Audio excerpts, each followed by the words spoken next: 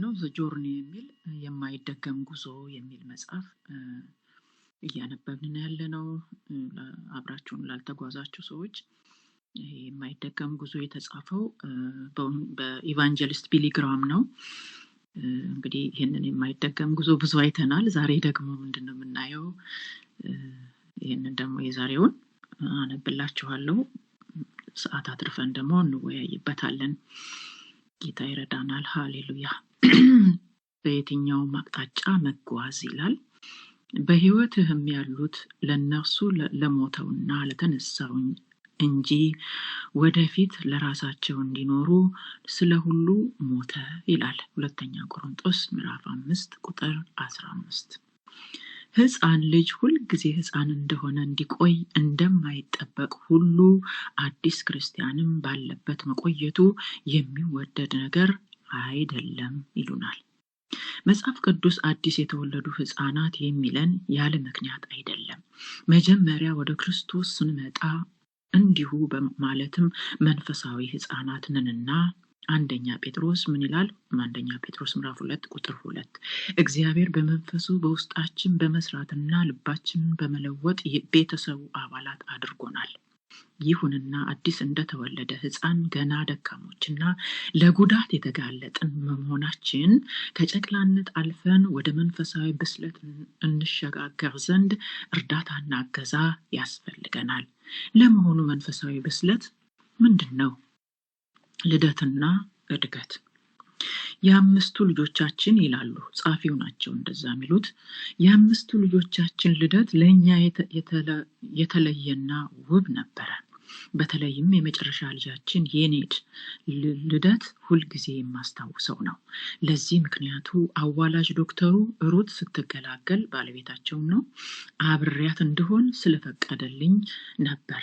ከልጃችን የአንዱ ልደት በቦታው ተገኝቼ ለማየት እድል ሳገኝ ይህ የመጀመሪያ ጊዜ ነበር። በልጅነቴ አባቴ እርሻ ላይ እንስሳት ሲወልዱ አይቻለሁ። ይህ ግን ልዩ ነው።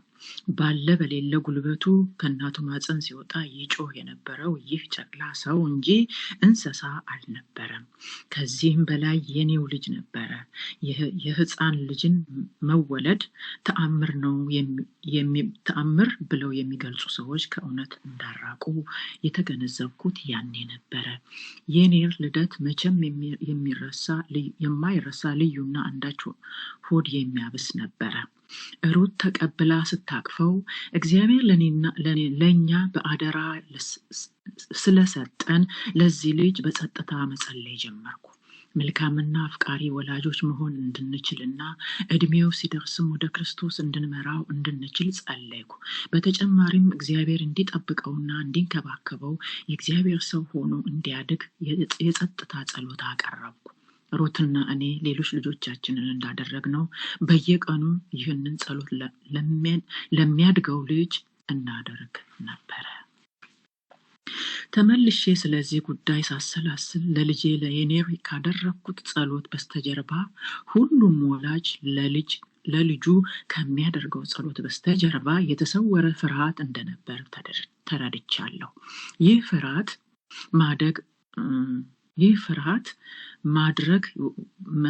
ማደግ መመንደጉን የሚያግድ አንዳች ነገር ቢከሰት የሚል ነበር። አይበለውና ያልተጠበቀ በሽታ፣ በዘር የተወረሰ አንዳች እክል፣ በአጭር የሚቀጭ አደጋ፣ እነኚህና የመሳሰሉ በርካታ ችግሮች ተከስተው በጤና እንዳያድግ ቢያደርጉና እስከነካቴው ሕይወቱን ቢቀጩስ የሚል በየዘመዶቻችንና በቅርብ ወዳጆቻችን ይህ ሲከሰት ስናይ ልባችን በጥልቅ ሐዘን ይመታል። ቁም ነገሩ ይህ ነው። ሕፃን ልጅ ምንም ውብና ለዓይን የሚያሳሳ ቢሆን ለዘላለም ሕፃን ሆኖ እንዲኖር አንፈልግም። እንደዚሁ ብላቴና ወይም አዳጊ ልጅ በነበረበት ሁኔታ እንዲኖር አንፈልግም። ልጁ ማደጉን ትቶ በነበረበት ቢኖር አንድ ችግር እንዳለ እንረዳለን። ምክንያቱም የምናውቀውና የምናስበው ልጆች አድገው ወደ ብስለት እንደሚደርሱ እንጂ የዚያን ተቃራኒ አይደለም። ጨቅላ ሕፃን ልጅ እንደሚሆን ልጅ ደግሞ ጎረምሳ እንደሚሆን ጎረምሳም ደግሞ ጎልማሳ ሆኖ እንደሚያድግ እንጠብቃለን። መንፈሳዊ እድገትና መንፈሳዊ ልደትና እድገት። ሕፃን ልጅ በአካልና በአእምሮ ማደጉ ቀርቶ ሲቀጭጭ ማየት እጅግ አሳዛኝ ነው። ክርስቲያን በመንፈስ ማደግ ሲሳነው ማየትም የበለጠ ያሳዝናል። ምክንያቱ ግልጽ ነው። መንፈሳዊ ሕፃንን መሆን እንድንከብርም መንፈሳዊ ሕፃን ሆነን እንድንከርም የእግዚአብሔር ሐሳብ አይደለም። ይልቁንም እግዚአብሔር ለኛ ያቀደልን መንፈሳዊ ብስለት ነው። መጽሐፍ ቅዱስ ስለዚህ ወደ ብስለት እንደግ ይላል ዕብራውያን 6:1 ላይ። በተጨማሪም እንዲህ ሲል ይመክረናል። በደህንነታችሁ እንድታድጉ አዲስ እንደተወለዱ ሕፃናት ንጹሕን መንፈሳዊ ወተት ተመኙ። አንደኛ ጴጥሮስ ምዕራፍ 2:2። የሕፃን ልጅ መድረሻ ብስለት እንደሆነ ሁሉ የክርስቲያን ሕይወት መድረሻው መንፈሳዊ ብስለት መሆን አለበት። በሳል ሰው ግን የአካል ብስለት ብቻ ሳይሆን በስሜትና በማህበራዊ ኑሮም ብስለት ነው።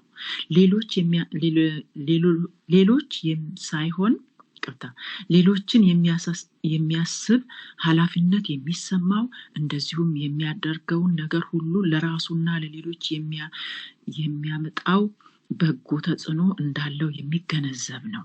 በተመሳሳይ ሁኔታ መንፈሳዊ ብስለትም በክርስትና ዓመታት የማስቆጠር ጥያቄ አይደለም። እደግመዋለሁ። በተመሳሳይ ሁኔታ መንፈሳዊ ብስለትም በክርስትና ዓመታትን የማስቆጠር ጥያቄ አይደለም።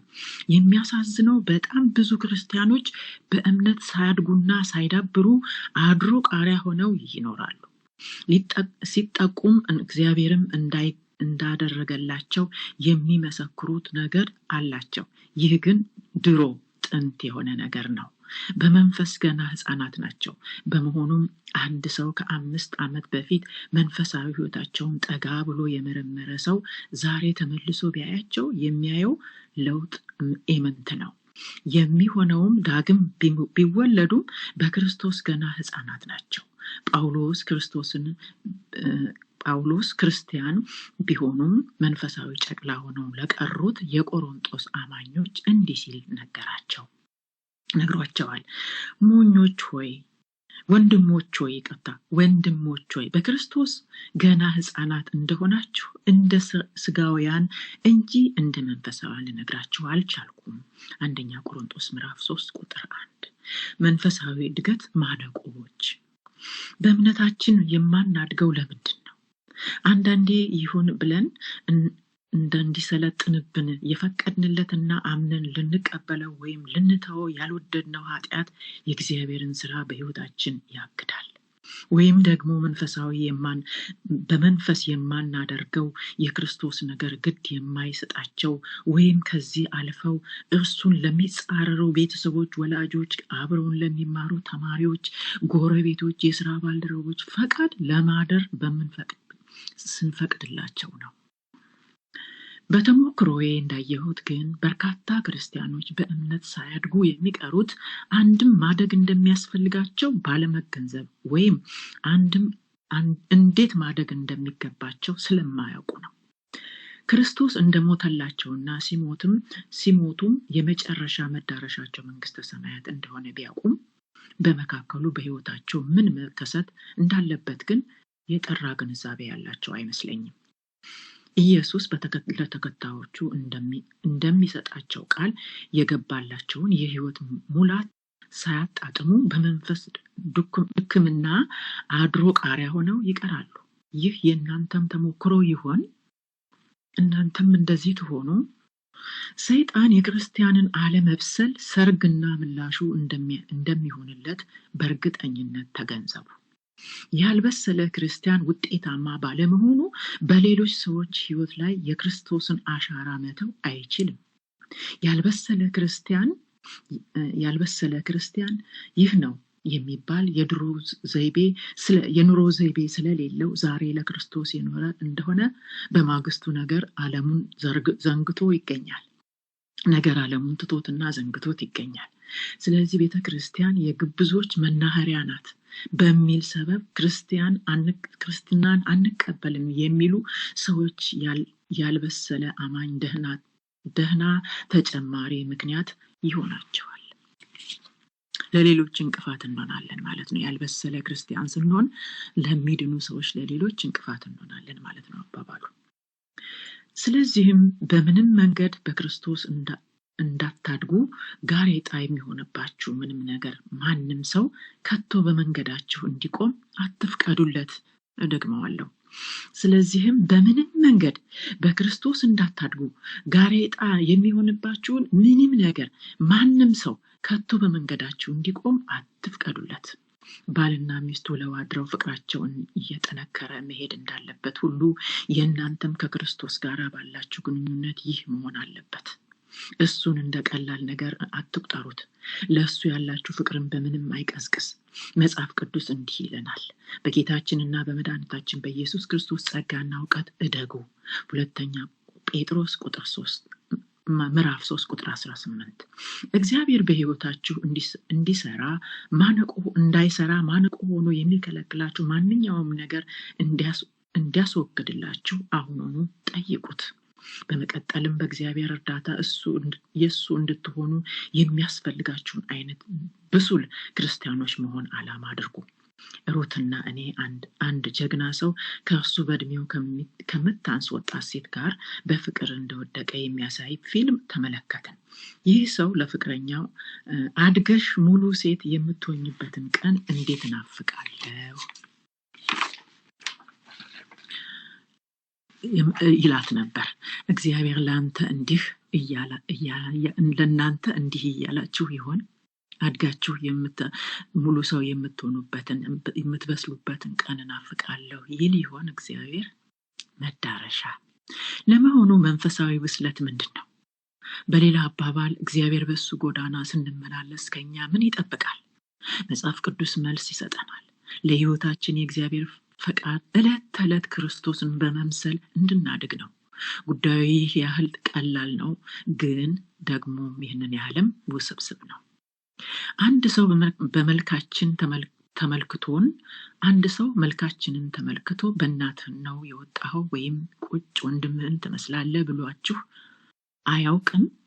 ይህ ሰው ይህንን ያለው በእናንተና በሌሎች ቤተሰቦቻችሁ አባላት የሆነ አይነት ቤተሰባዊ ምልልስ ወይም ዝምድና በመመልከቱ ነው። አያቶች ብዙ ጊዜ አዲስ የተወለደ ሕፃን ከቤተሰቡ ማንን እንደሚመስል ለመወሰን ጊዜ አይወስድባቸው። ምናልባትም በርካታ ዓመታት አብረው በመቆየታቸው በመልክና በሁኔታዎች የመለወጥ እየተመሳሰሉ የሄዱ ባልና ሚስት አጋጥሟችሁ ይሆን? ከዚህ በጠለቀ ሁኔታ እግዚአብሔር ለኛ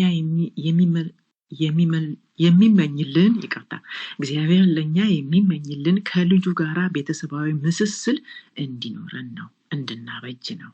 በሌላ አባባል እግዚአብሔር ለኛ የሚያስብልን እያደር ኢየሱስን እንድንመስል ነበር። በአካል ሳይሆን በአስተሳሰብ በምግባራችንና ከሌሎች ጋር ባለን ግንኙነት መጽሐፍ ቅዱስ እንደሚነግረን ከዘላለም ዓለም ጀምሮ እግዚአብሔር ለኛ ያስበልን የልጁን መልክ እንድንመስል ነው። ሮሜ 8:29 የእርሱ ቤተሰብ አባላት እንደመሆናችን እሱን እንድንመስል ይጠብቅብናል። የእግዚአብሔር ፍቃድ በሕይወታችን ምን እንደሆነ ለማወቅ ትሻላችሁ?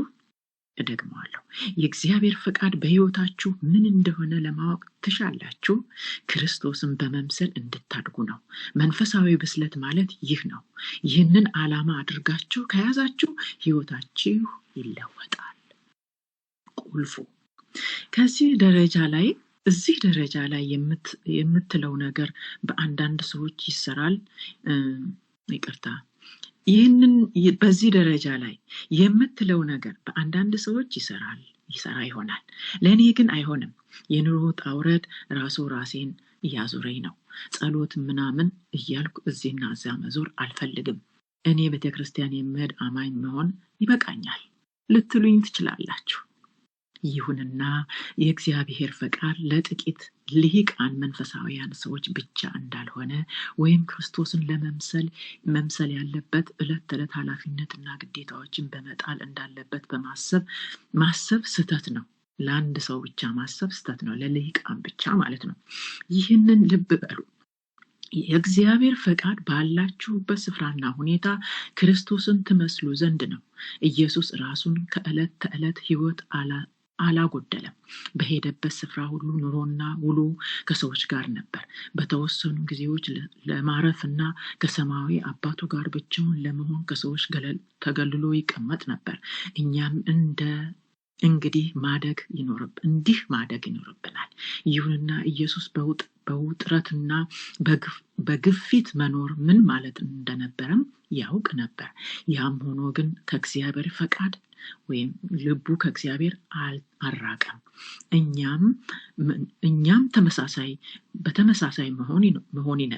እኛም በተመሳሳይ እንደሱ መሆን ይጠበቅብናል።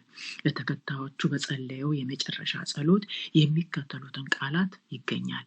የምለምንህ ከክፉ እንድትጠብቃቸው እንጂ ከዓለም እንዳታወጣቸው አይደለም። የዮሐንስ ወንጌል ምዕራፍ 17 ቁጥር 15። እዚህ ጋር ስራ ይበዛብኛል፣ አልችልም፣ እንደዚህ ነኝ እንደዛ ነኝ ብለን ምክንያት እንድናበዛ አይደለም። ብዙ ውጥረት ይኖራል፣ ኢየሱስም ብዙ ውጥረት አሳልፏል ነው ይላል። ብዙ ችግር ይኖራል፣ ኢየሱስም ብዙ ችግር አሳልፏል። ግን ከአባቱ ጋር ያለው ግንኙነት አልተቋረጠም። ከህዝቡ ጋር ያለው ግንኙነት አልተቋረጠም። በጸሎቱ እየተጋ ነበር፣ በፈውሱ እየተጋ ነበር። እኛም እንደሱ መሆን አለብን እያለን ነው ሐሳቡ። ይሄ ሐሳብ ማለት ነው። ክርስቶስ ወደ መምሰል የምናድገው እንዴት ነው? ይህ እንዴት ይከናወናል? ይህ የሚከናወነው እያንዳንዱን የህይወታችንን ክፍል ለእርሱ ስናስገዛ ነው። እደግመዋለሁ። ክርስቶስን ወደ መምሰል የምናድገው እንዴት ነው? ይህ እንዴት ይከናወናል? ይህ የሚከናወነው የእያንዳንዱን የህይወታችንን ክፍል ለእርሱ ስናስገዛ ነው። ስለዚህ ጉዳይ በቀጣዩ ገጾች በስፋት እንነጋገራለን። ከእርሱ ጌትነት ውጪ የሆነ አንድም ጉዳይ በህይወታችን ሊኖር አይገባም። እርሱ የማይቆጣጠረው ክልል መኖር የለበትም ከህይወታችን ክፍል። ኢየሱስ እንዲህ ብሏል፣ በኋላዬ ሊመጣ የሚፈልግ ማንም ቢኖር ራሱን ይካድ፣ መስቀሉንም በየዕለቱ ተሸክሞ ይከተለኝ። የሉቃስ ወንጌል ምዕራፍ 9 ቁጥር 23። መጥምቁ ዮሐንስም እንዲህ ሲል ያውጃል፣ እርሱ ሊልቅ እኔ ላንስ ይገባኛል። የዮሐንስ ወንጌል ምዕራፍ 3 ቁጥር 30። የእናንተስ ናፍቆት መዳረሻ ይህ ይሆን? ምንም የሚቀር የለም ይላል። በታዳጊነት እድሜ ህይወቴን ለክርስቶስ ሰጥ የእግዚአብሔር ይቅርታ እንደሚያስፈልገኝ ህይወቴን መለወጥ እንዳለበት አውቅ ነበር። ይሁን እንጂ እግዚአብሔር ከህይወቴ የተወሰነውን ክፍል ሳይሆን ሁለንተናዬን እንደሚፈልግ የተገነዘብኩት ቆይቼ ነበር ይላሉ ጻፊው። የዛሬው ጽሑፋችን እዚህ ላይ ያበቃል። እንግዲህ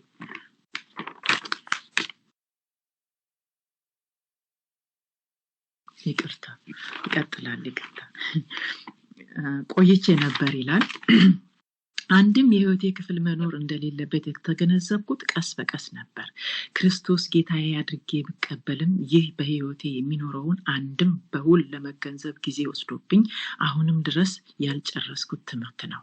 ይህ በብዙዎች ህይወት እውነት እንደሆነ ይሰማኛል።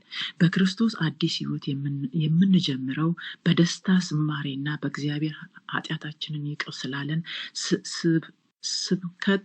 ስብከት እያቀረብንለት አሮጌውን የኃጢአት መንገድ ስንተው ለመተው በመጨከን ነው። ሆኖም ውሎ ሲያድር የኃጢአትን መንገድ ከኋላ በመተዋችንም መጠራጠር እንጀምራለን። ምንም ብንሞክር የቆዩ ልማዶችን አሁንም አልተውናቸውም። በህይወታችን የተከሰተውም ለውጥ ይህ ነው የሚባል አይደለም። ችግሩ የት ላይ ነው? ችግሩ በርካታ ደርዞች ቢኖሩትም ስር መሰረቱ ግን በየዕለቱ በኢየሱስ ስልጣን ራሳችንን ያለማስገዛታችን ነው። ጌትነቱን ዘንግተነዋል። ምናልባትም የእሱን እርዳታ ከመፈለግ ይልቅ ህይወታችንን በራሳችን ጉልበት ለመለወጥ የምንሞክር ይሆናል። ይሁንና በአንድም በሌላም ምክንያት ሁለንተናችንን ለሱ አላስረከብንም። ይህንን ሳናደርግ ስንቀር የመንፈስ ቅዱስ ህይወት ለዋጭነት ስራን እናግዳለን። ሁለንተናችን ለክርስቶስ ስልጣን የማስገዛት ጉዳይ እንደዋዛ ልንመለከተው አይገባም። ለምሳሌ ሰውነታችንን እግዚአብሔር ሰርቶታል፣ ግን ምኞት እንዲቆጣጠራችሁ እሺ ብላችሁ ተገዝታችሁለታል። ለአእምሯችሁስ በየቀኑ ለእግዚአብሔር ክብር እንድንኖር የሚያደርግ ሀሳቦችና ምስሎች ከየአቅጣጫው ይከቡናል። ግን እነዚህ ሀሳቦች አስተሳሰቦችን በመግዛት በቁጥጥራችን ስር እንዲያውላችሁ ፈቅዳችኋል? ልባችሁን የሚመራና የሚያንቀሳቀሳችሁ ምንድነው? የዕለት የህይወታችሁ አቅጣጫ ግብና ሁናቴ ትታችሁ የቱን ማስቀደም እንዳለባችሁ የምትወስኑት ራስ ወዳድነት ሀሳባችሁን ነው? አንደበታችሁን ነው? ክርስቶስ የምትሉትን ቢሰማ በምን ምሳሌ መቆረጥን በምን ምላሴን በቆረጠው የምትሉበት አላችሁ? ትደነግጣላችሁ? ክርስቶስ ይሰማኛል ብላችሁ ታውቃላችሁ? የምትጠቀሙበትስ ቋንቋ እርሱ የሚደሰትበት ነው? ስለ ሌሎች በርካታ ጉዳዮች ማንሳት እንችላለን። ከሰዎች ጋር ባለን ግንኙነት፣ በገንዘባችንና እኛ የተለየ ዘር ስለሆን ለሰዎች ባለን አመለካከት፣ ለተቸገሩት በምናሳየው ርህራሄ፣ በስሜቶቻችን፣ በሁሉም ጉዳዮች የክርስቶስ ገርነት ጥያቄ መነሳት አለበት። ይህንን እውነታ ከቶ አትዘንጉ። እግዚአብሔር ለኛ ያለው ሁሉ ሐሳብ ክርስቶስን በመምሰል እንድናድግ ነው። ይህ ሊሆን የሚችለው ሁለንተናችንን ለሱ ስልጣን ስናስገዛ ነው። ከፈቃድ ጋራ ውጊያ። ለዚህም ነው ወደ ክርስቶስ ስንመጣ የምንጋፈጠው የመጀመሪያ ውጊያ ራሳችን ፈቃድ ጋራ የሚሆነው። ፈቃዳችን በቀላሉ የምንበረከክ ስላልሆነ ይህ ትግል በህይወት ዘመናችን ሁሉ የሚቀጥል ሊሆን ይችላል። ህይወታችንን የምናዝ እኛው ራሳችን እንደሆንን ስለምናስብ በሌላ ሰው ፈቃድ ሁሌ ማደር ወይም ለእግዚአብሔርም ቢሆን የሚዋጥልን ነገር አይሆንም። ማንም ሰው እንዲህና እንዲያ አድርጉ እንዲለን ስለማንሻ የቀይ ስራ ስንሰራ እንኳን ተው የሚለንን ሰው ቃል ለመስማት አንሻም ወይም አንፈልግም። ይህ ብስለት አይደለም። ህይወታችንን እውነት የሆነውን ያህል በመንፈሳዊ ህይወታችንም የበለጠ እውነትን እንቀበል። ይሁንና መንፈሳዊ እድገት አቋራጭ ወይም ማሳሰቢያ የለውም። ሁለት ወዶ አይሆንም። ወይ ለክርስቶስ ስልጣን ራሳችን ለማስገዛት እንፈቅዳለን አሊያም አንፈቅድም። የሱን ስልጣን አሻፈረን ብለን ከቶም እሱን መምሰል አንችልም። እድሉ የሰይጣን ይሆንና እኛ ተሸናፊዎች እንሆናለን። እግዚአብሔር ለህይወታችን ያለው ዕቅድ የማወቅ ደስታም ሆነ የሱን መንግስት ለማስፋፋት ለኛ ሲጠቅም የማየት ደስታ ለኛ ሳይሆን ይቀራል፣ ስንሸነፍ ማለት ነው። ሌሎች ሰዎች ክርስቶስን በህይወታችን ያያሉ። የአኗኗራችንን ዘይቤ የእርሱ ቤተሰብ አባላት መሆናችንን የሚጠቁም ነውን? የአኗኗራችን ዘይቤ የክርስቶስን ቤተሰብ መሆናችንን የሚጠቁም ነውን?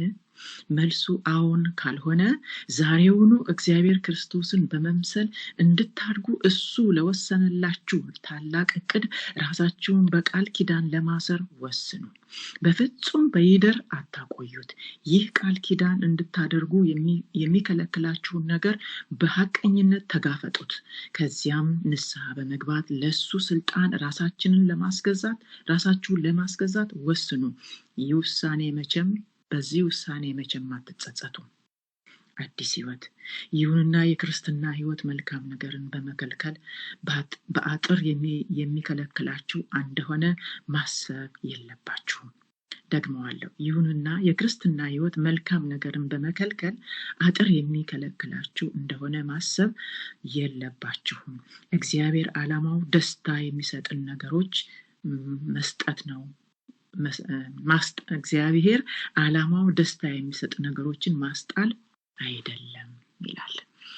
እዚህ ላይ ጨርሳለሁኝ። እንግዲህ ዛሬ ቢሊግራም የሚመክሩን ነገር ምንድነው? በእግዚአብሔር ቤት ማደግ እንዳለ ነው። ከራሳቸው ልጅ ምሳሌ በመስጠት ሕፃን እንዴት እንደሚያድግ ምሳሌ በመስጠት ክርስቲያንም በመጽሐፍ ቅዱስም እንደተገለጸው ሕፃን ሳላችሁ እንደ ሕፃን ወተት ትጋታላችሁ፣ ስታድጉ ግን የጠነከረ ነገር ትበላላችሁ ይላል ጳውሎስ። አጥንት ወደ መብላት ትመጣላችሁ ይለናልና ጳውሎስ። ዛሬ በክርስትናችን ቀጭጨን ይሆን? ልጅ ወልደን የወለድነው ልጅ እድሜውን እየጠበቀ መጀመሪያ ይድሃል፣ ቁጭ ይላል፣ ከዛ ደግሞ መቀመጫ ይዞ አንዳንድ ይላል፣ ከዛ በደንብ እየተንገዳገደም ቢሆን ይራመዳል እያለ ደረጃውን ጠብቆ ሲያድግ ወላጅ በጣም ደስ ይለዋል። ጤናውን ጠብቆ የእድገት ደረጃውን ጠብቆ ሲያድግ በጣም ደስ ይለናል አይደል? እናም ደግሞ ወልደን ልጁ ካላደገ የሚገባውን የእድገት ደረጃ ካልጠበቀና እዛው ቁጭ ብሎ ከቀረ ወይ ካልተነሳ ይሄ ነገር አንድ ነገር አለ፣ ይሄ ልጅ በቃ ምን ሆኖ ነው ብለን ወደ ሐኪም ቤት ይዘን እንሄዳለን አይደል? ማደግ የሚገባውን ነገር ሳያድግ ቀርቷልና። ይሄ ነው እንግዲህ ሕፃን ተወልዶ ማደግ እንዳለበት በሕፃንነት ተመስሎ የሚነገረን። ለእኛ ለክርስቲያኖች ደግሞ በእግዚአብሔር ቤት እንደ አዲስ ከተወለድንበት ጊዜ ጀምሮ አዲስ ስንወለድ ኦፍ ኮርስ ሕፃናት ነን፣ ወተት እንጋታለን። እግዚአብሔርም የዛኔ በጣም ነው የሚንከባከበን፣ ሰውም በጣም ነው የሚንከባከበን። ከዛ በኋላ ደግሞ ማደግ አለብን፣ ራሳችንን መቻል አለብን፣ ራሳችንን ኢንቮልቭ ማድረግ አለብን። ክርስትናችን በእኛ ውስጥ አድጎ ለሌሎች የሚታይ መሆን አለበት እና ይሄንን ነው እያሳዩን ያለው።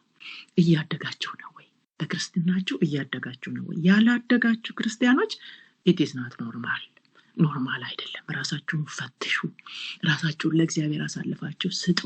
ልቀቁት የያዛችሁት ነገር እንዳለ። ለእድገታችሁ ማነቆ ይሆንላችሁ። እግዚአብሔርን እንዳትመስሉ። የእግዚአብሔር ዓላማ ልጁን እንድንመስል ነው አይደል? ክርስቶስን ወደ መምሰል እደጉ ነው አይደል የተባልነው? ያ እንዳይሆን በህይወታችን ውስጥ አቀጭቶ የያዘን ነገር ምንድን ነው? እኔነታችን ነው? በዓለም ውስጥ ቢዝነታችን ነው? እኛ እኮ በክርስቶስ ኢየሱስ ደም የተገዛን፣ በደሙ የተገዛን፣ በመገረፉ ቁስል የተዋጀን አይደለም ያለን ነገር። እኛ ራሳችን ለክርስቶስ የተዋጀን ነን። ለኔ የምንለው ነገር ወይ ደግሞ ዓለምን የምናጨነቁርበት ነገር አይኖረንም እኮ። ስብስብ ብለን በቤቱ ማደግ ነው የሚገባን። ጌታ እንደሚለን ለጌታ እየታዘዝን እየተገዛን እንደ ቃሉ ዕለት ተዕለት ማደግ ነው የሚገባን። የኛ ማደግና የኛ መብሰል አዳዲስ ለሚመጡ ክርስቲያኖች መፍትሄ ይሆናል። ወደ ቤቱ እንዲመጡ ሞር እንከፍታለን ማለት ነው። አለበለዚያ እኛ በቤቱ ያላደግን ከሆነ፣ በቤቱ ትርምስ የምንፈጥር ከሆነ፣ ቁጭ ብለን ብቻ የዓለም ነገር በቤቱ የምናንጸባርቅ ከሆነ እነሱ ምን አገኙና እኛ እንመጣለን የሚል ይሆናል። ለአንድ ዘመዴ እዚህ ጋር አንድ ምስክርነት ልንገራችሁ። ለአንድ ዘመዴ በስልክ ነው እንግዲህ ኢትዮጵያ ላለች ዘመዴ ነው። በጣም ብዙ ችግር አወራችብኝና ስትለኝ ለዚች ልጅ ጌታን መመስከር አለብኝ አልኩኝና ስለ ጌታ መመስከር ጀመርኩኝ። በጣም መሰከርኩላት። መጀመሪያ አሻለችኝ፣ ደስ አለኝ። ጌታን እንድትቀበል አደረኳት።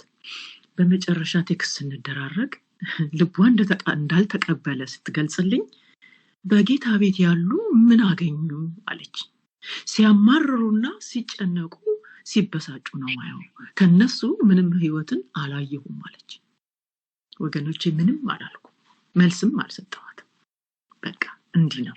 በጌታ ቤት ሆነን ምናማረር ከሆነ፣ በጌታ ቤት ከሆነን ያልተለወጥን ከሆነ ለውጭ ላሉት መሰናክል ነው የምንሆነው።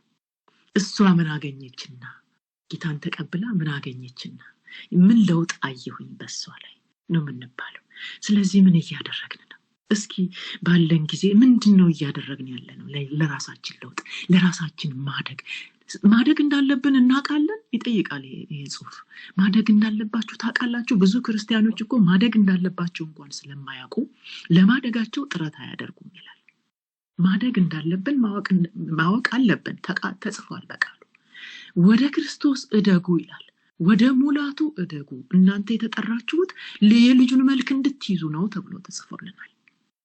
እና ዛሬኛ እኔ ኮንፊደንስ ላደርጋቸው አይደለም፣ እኔም እንደናንተ ነበርኩኝ።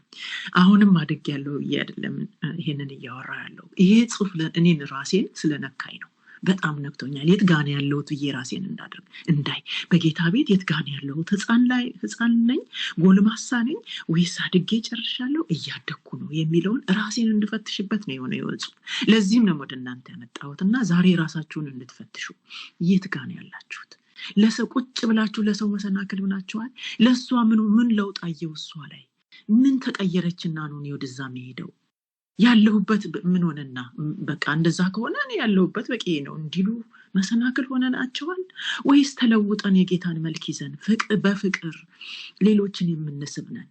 ይሄ በጣም ከባድ ነገር፣ የታጨቀ ነገር አለው። ዘርዘር አድርገን ያው ከተባለ እና እስኪ እናንተ ደግሞ እያንዳንዳችሁ ራሳችሁን እያያችሁ ደግሞ ህይወት ምስክርነት ካላችሁ እናንተ የምታልፉበትን ነገር ለሌላው ጥቅም ለሌላው ትምህርት ይሆናል እንወያይበት። ስማችሁን እየሰጣችሁኝ ሀሳብ እንድንሰጥ ሪፍሌክት እንድናደርግ እድሉን እሰጣችኋለሁ። በጽሞና ስላዳመጣችሁኝ ተባረኩ።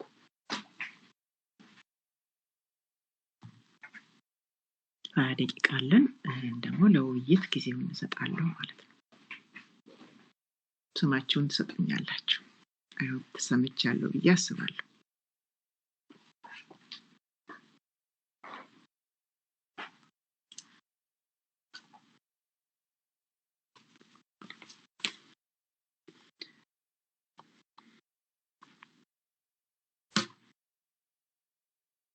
አትሰሙኝም? ጸጥ ብላችኋል። አልሰማችሁኝም? እኔ ተሰምቻለሁ። ቅዱሳን ዝም ስትሉ ያልተሰማኝ ሁኝ ነው የሚመስለኝና አንድ ሰው እንደተሰማው ይንገረኝ።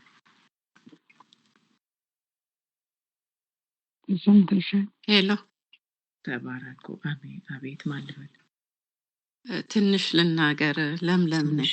ስምሽን ስጪኝ መጀመሪያ። ለምለም። እሺ፣ ሌላ አለ? ሌላ ሰው? ከለምለም ሌላ ሰው አለ?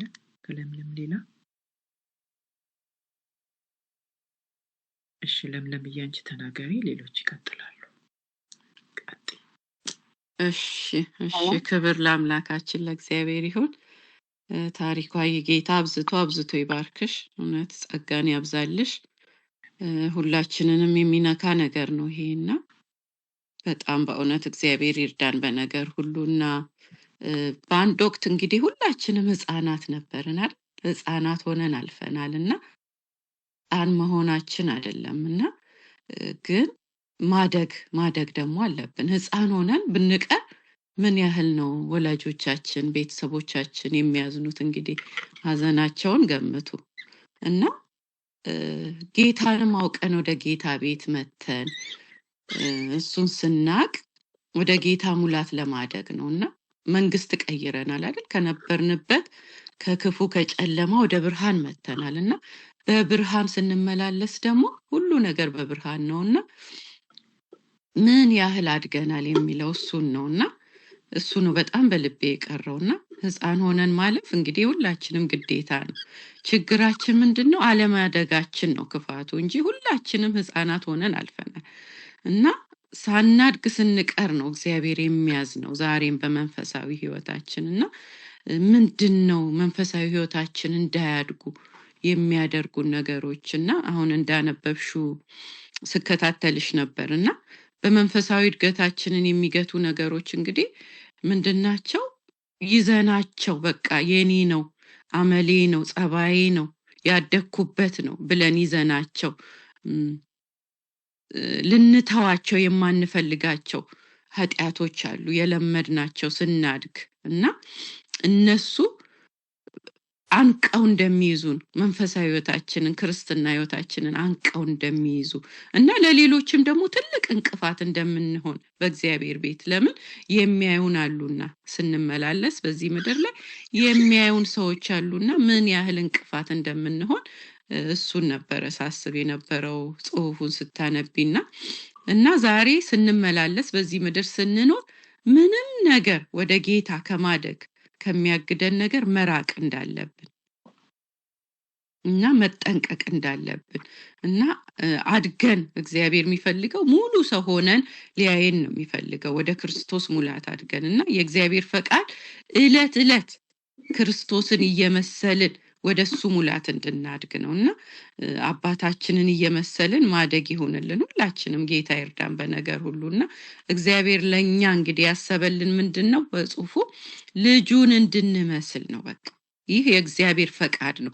ይህን አውቀን ስንጓዝ ሁልጊዜ ክርስቶስን እየመሰልኩ ነው ወይ በህይወቴ፣ በንግግሬ፣ በኑሮዬ፣ በምልልሴ በዚህ ምድር ላይ ክርስቶስን እመስላለሁ ወይ የሚለውን ነገር ስንይዘው እሱን እንድንመስል ይሄ እንግዲህ እግዚአብሔር ፍቃድ እንደሆነ እሱን ስንይዝ የእድገታችን ምንጭ እንደሆነ ይሄ በጣም ገብቶኛልና ወደሱ ወደ ጌታ ክርስቶስ ሙላት የምናድገው እንግዲህ እያንዳንዱን የህይወታችንን ክፍል እያንዳንዱን አንድ ሁለት ምንለው ነገር የለምና ለሱ ስናስገዛ ነው እያንዳንዱ ነገር በቃ ሁሉ ነገራችንን እሱ እንዲገዛ በራሳችን በነገራችን ሁሉ ላይ እሱን መሾም እሱን ማስገዛት በቃ እንዳለብንና ነቅተን በቃ ሁሉ ጊዜ መመላለስ እንዳለብን ቃሉን ማንበብ ቃሉ ምንድነው ይላል አጣቢ ነው አይደል አጣቢ ሳሙና ነው እሳትም ነው ገለባን የሚበላ ነው የማያስፈልግ ነገርን ይበላል ያቃጥላል እና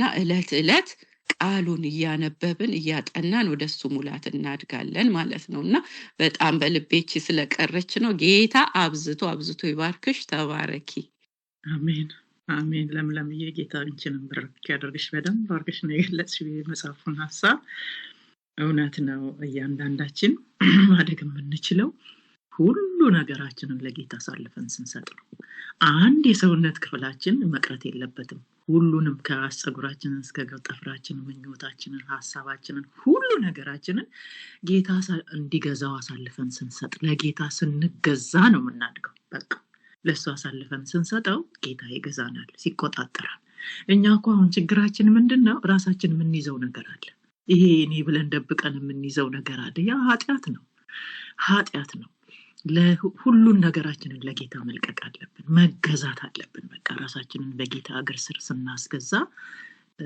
ማደግ የሚመጣው ራሱ መንፈስ ቅዱስ ያሳድገናል ራሳችንን ስናስገዛለት ራሳችንን አሳልፈን ስንሰጥ በቃሉ ሙላት ራሳችንን ስናጥብ ብላለች እውነት ነው በቃሉ ሙላት በቃሉ ራሳችንን ሰውነታችንን ስናጥብ ቃሉ ይወርሰናል እኛነታችን ይቀርና ጌታ ይወርሰናል ማለት ነውና እያደን ጌታችንን እየመሰልን እንሄዳለን የሚለው ነው ታችን ለምለም የነገረችን ጌታ ይባርክሽ ተባረኪ ሌላ ሰው አቤት አዳነች አዛለች ሌላ ሰው አለ ካዛለች ሌላ መናገር የሚወድ እሺ ያዛለች ቀጥይ እሺ መጨረሻ ላይ ነው የሰማሁት የገባሁትም አገር ቤት ስላለችው ዘመድሽ ምስክርነት የሰጠሽው ያን እዛ ላይ ነው የሰማሁት እሷ ያለችሽ ማለት ነው የሰማሁት በእርግጥ እንግዲህ እኛ ከማንም የሚበልጥ ነገር ነው የተሰጠን ድምጽሽን ትንሽ ከፍ አድርጊ አትሰሚም ድምጽሽ ታንቋል እሺ ለኛ የተሰጠን ነገር በምንም በማንም አይገኝ ነው የሰጠን ደግሞ የሰማይ አምላክ እግዚአብሔር ነውና የምድር ጨው ናችሁ ተብለናል እንግዲህ ጣፋጮች ሆነን ደስተኞች ሆነን በአካሄዳችን በአኗኗራችን የዓለም ብርሃን የተባለን ብርሃናችን አብርተን ጣፋጮች ሆነን ክርስቶስን ካልገለጥ በምንም በማንም ማይገኘው ህይወት የተሰጠን የዘላለም ህይወት ይህንን በአኗኗራችን በአነጋገራችን በኑሯችን በሁሉ ነገራችን ካልገለጽን ከሚያዝኑ ጋር አዝነን ችግርን መከራን ከሚያወሩት ጋር አብረን አውርተን ምረግሙት ጋር አብረን ተራግመን የሚሰድቡት ጋር አብረን ተሳድበን የሚያሙት ጋር አብረን ካማን ምኑን አበራን ምኑን ጣፋጮች ሆነን ምኑን ክርስቶስን ገለጽን እውነትም ምናችን አይቶ ይዳል ምናችን ይስባል ምናችን ይመሰክራል ሐዋርያ ጳውሎስ እኔ ክርስቶስን እንደመሰልኩ እኔም ምሰለው ያለው ያንን ምሳሌው አርያ ሆነን እንጂ መገኘት መታየት ያለብን በመቀር በሚያልፍ ነገራችን ብርሃናችን አጫለመን እሬት መራራ ሰዎች ሆነን እንግዶች መጻተኞች የተባለን ሰዎችን ዘላለም ምንኖርበት ምናሳይ እንጂ የሚቀር ነገር ችግር የለም አለ መከራ የለም አለ በሽታ የለም አለ የተሸነፈን ምንም በላይ ደግሞ ያሸነፈ ጌታን ይዘን ጌታም የለም አላለን፣ ግን የተሸነፈ ነው አሸንፌያለሁ አይደል ያለን። ዮሐንስ ወንጌል ምዕራፍ 16 ቁጥር 33 ላይ በእኔ ሳላችሁ ምንም ሰላም ነው፣ ይሄን ነግሬያችኋለሁ። በዓለም ሳላችሁ መከራ አለባችሁ፣ አይዟችሁ እኔ አሸንፌያለሁ። ለተሸነፈ ዓለም፣ ለሚቀር ነገር፣ ጌታን ለምንሄደው ነገር የዘላለም ብርሃናችን የዘላለም ህይወት በምንም የማይገኘው ማብራት ማሳየት መግለጽ በድፍረት ጥርጣሬ ፍርሃት የሌለው ማንሸማቀቀው በወንጌል አላፍርም ሐዋርያ ጳውሎስን ማናፍረው ህይወት ማሳየት እንጂ በጣም ያሳዝነው። ይሄንን መጀመሪያ እሺ ብላ ተቀበለች። ዛሬ እንግዲህ ይሄ በእያንዳንዳችን ቤት በእያንዳንዳችን ህይወት አለ ማለት ነው እና ይሄንን ጌታም ያዝንብናል። በእኔና በቃሌ የሚያፍርብኝ እኔም በላይ በአባቴ ፊት አፍራለሁ እንዳለ ያ እንዳይሆንብን ሁላችንም ጌታ ይርዳን። በስልጣን ማይገኝ ነው፣ በገንዘብ ማይገኝ ነው፣ በእውቀት ማይገኝ ነው፣ ቤተሰብ ጉርስ ማይሰጥ ነው ለእኔና ለእናንተ የተሰጠ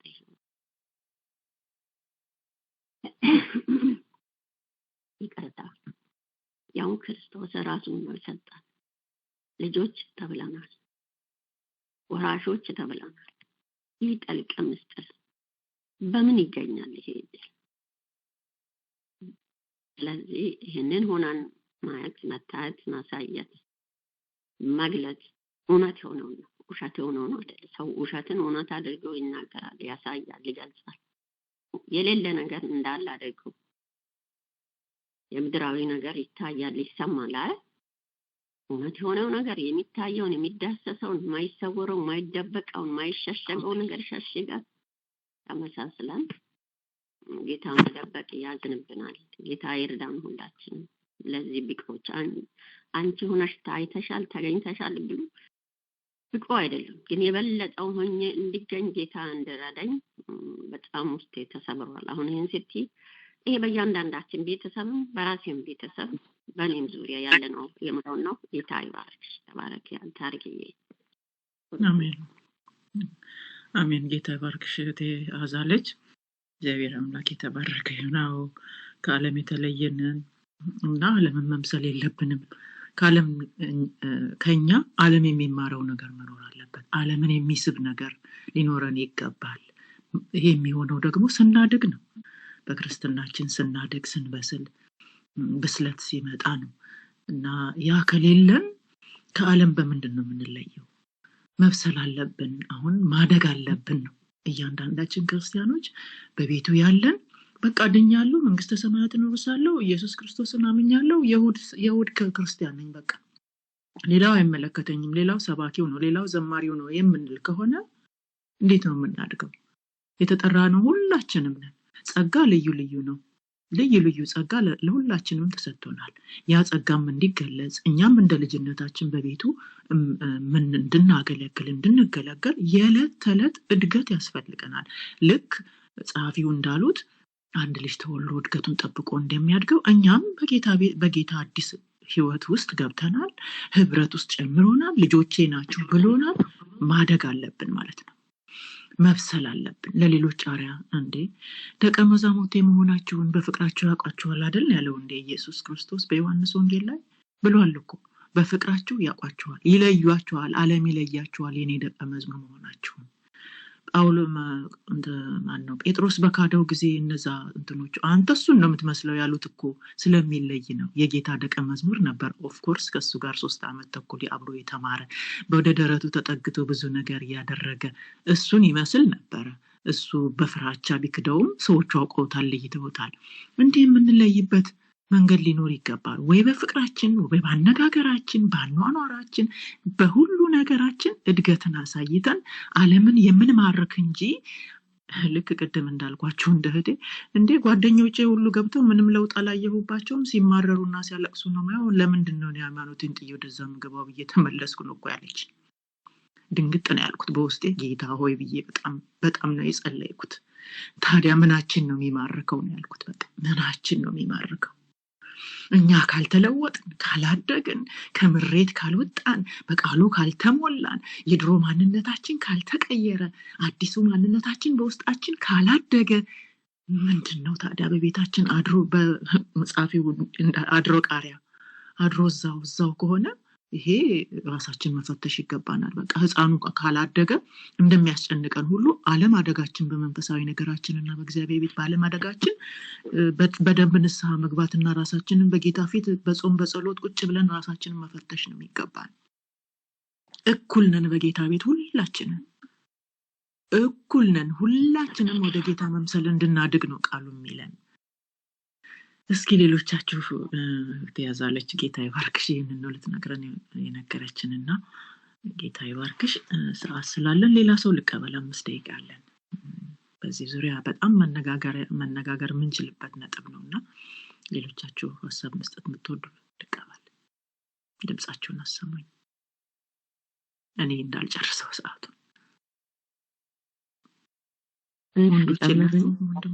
አቤት ትንሽ ሊጨምር ማን ልበል? ቆንጂት ተባረኪ። ቆንጂት እየቀጥይ። ዛሬ ወንዶች የሉም ሴቶች ብቻ ናቸው። ጌታ ይባረክ። ሴቶችም አክቲቭ ሆነው ሀሳብ ስለምትሰጡ ተባረኩ። ቆንጂት እየቀጥይ። ጌታ ኢየሱስ ይባረክ። የሚገርም ነገር ነው። እግዚአብሔር የተባረከ ይሁን። በነገር ሁሉ ማደግ፣ በጌታ ፊት ማደጋችን ሌሎችን ይስባል። በማደጋችን ሰው አሁን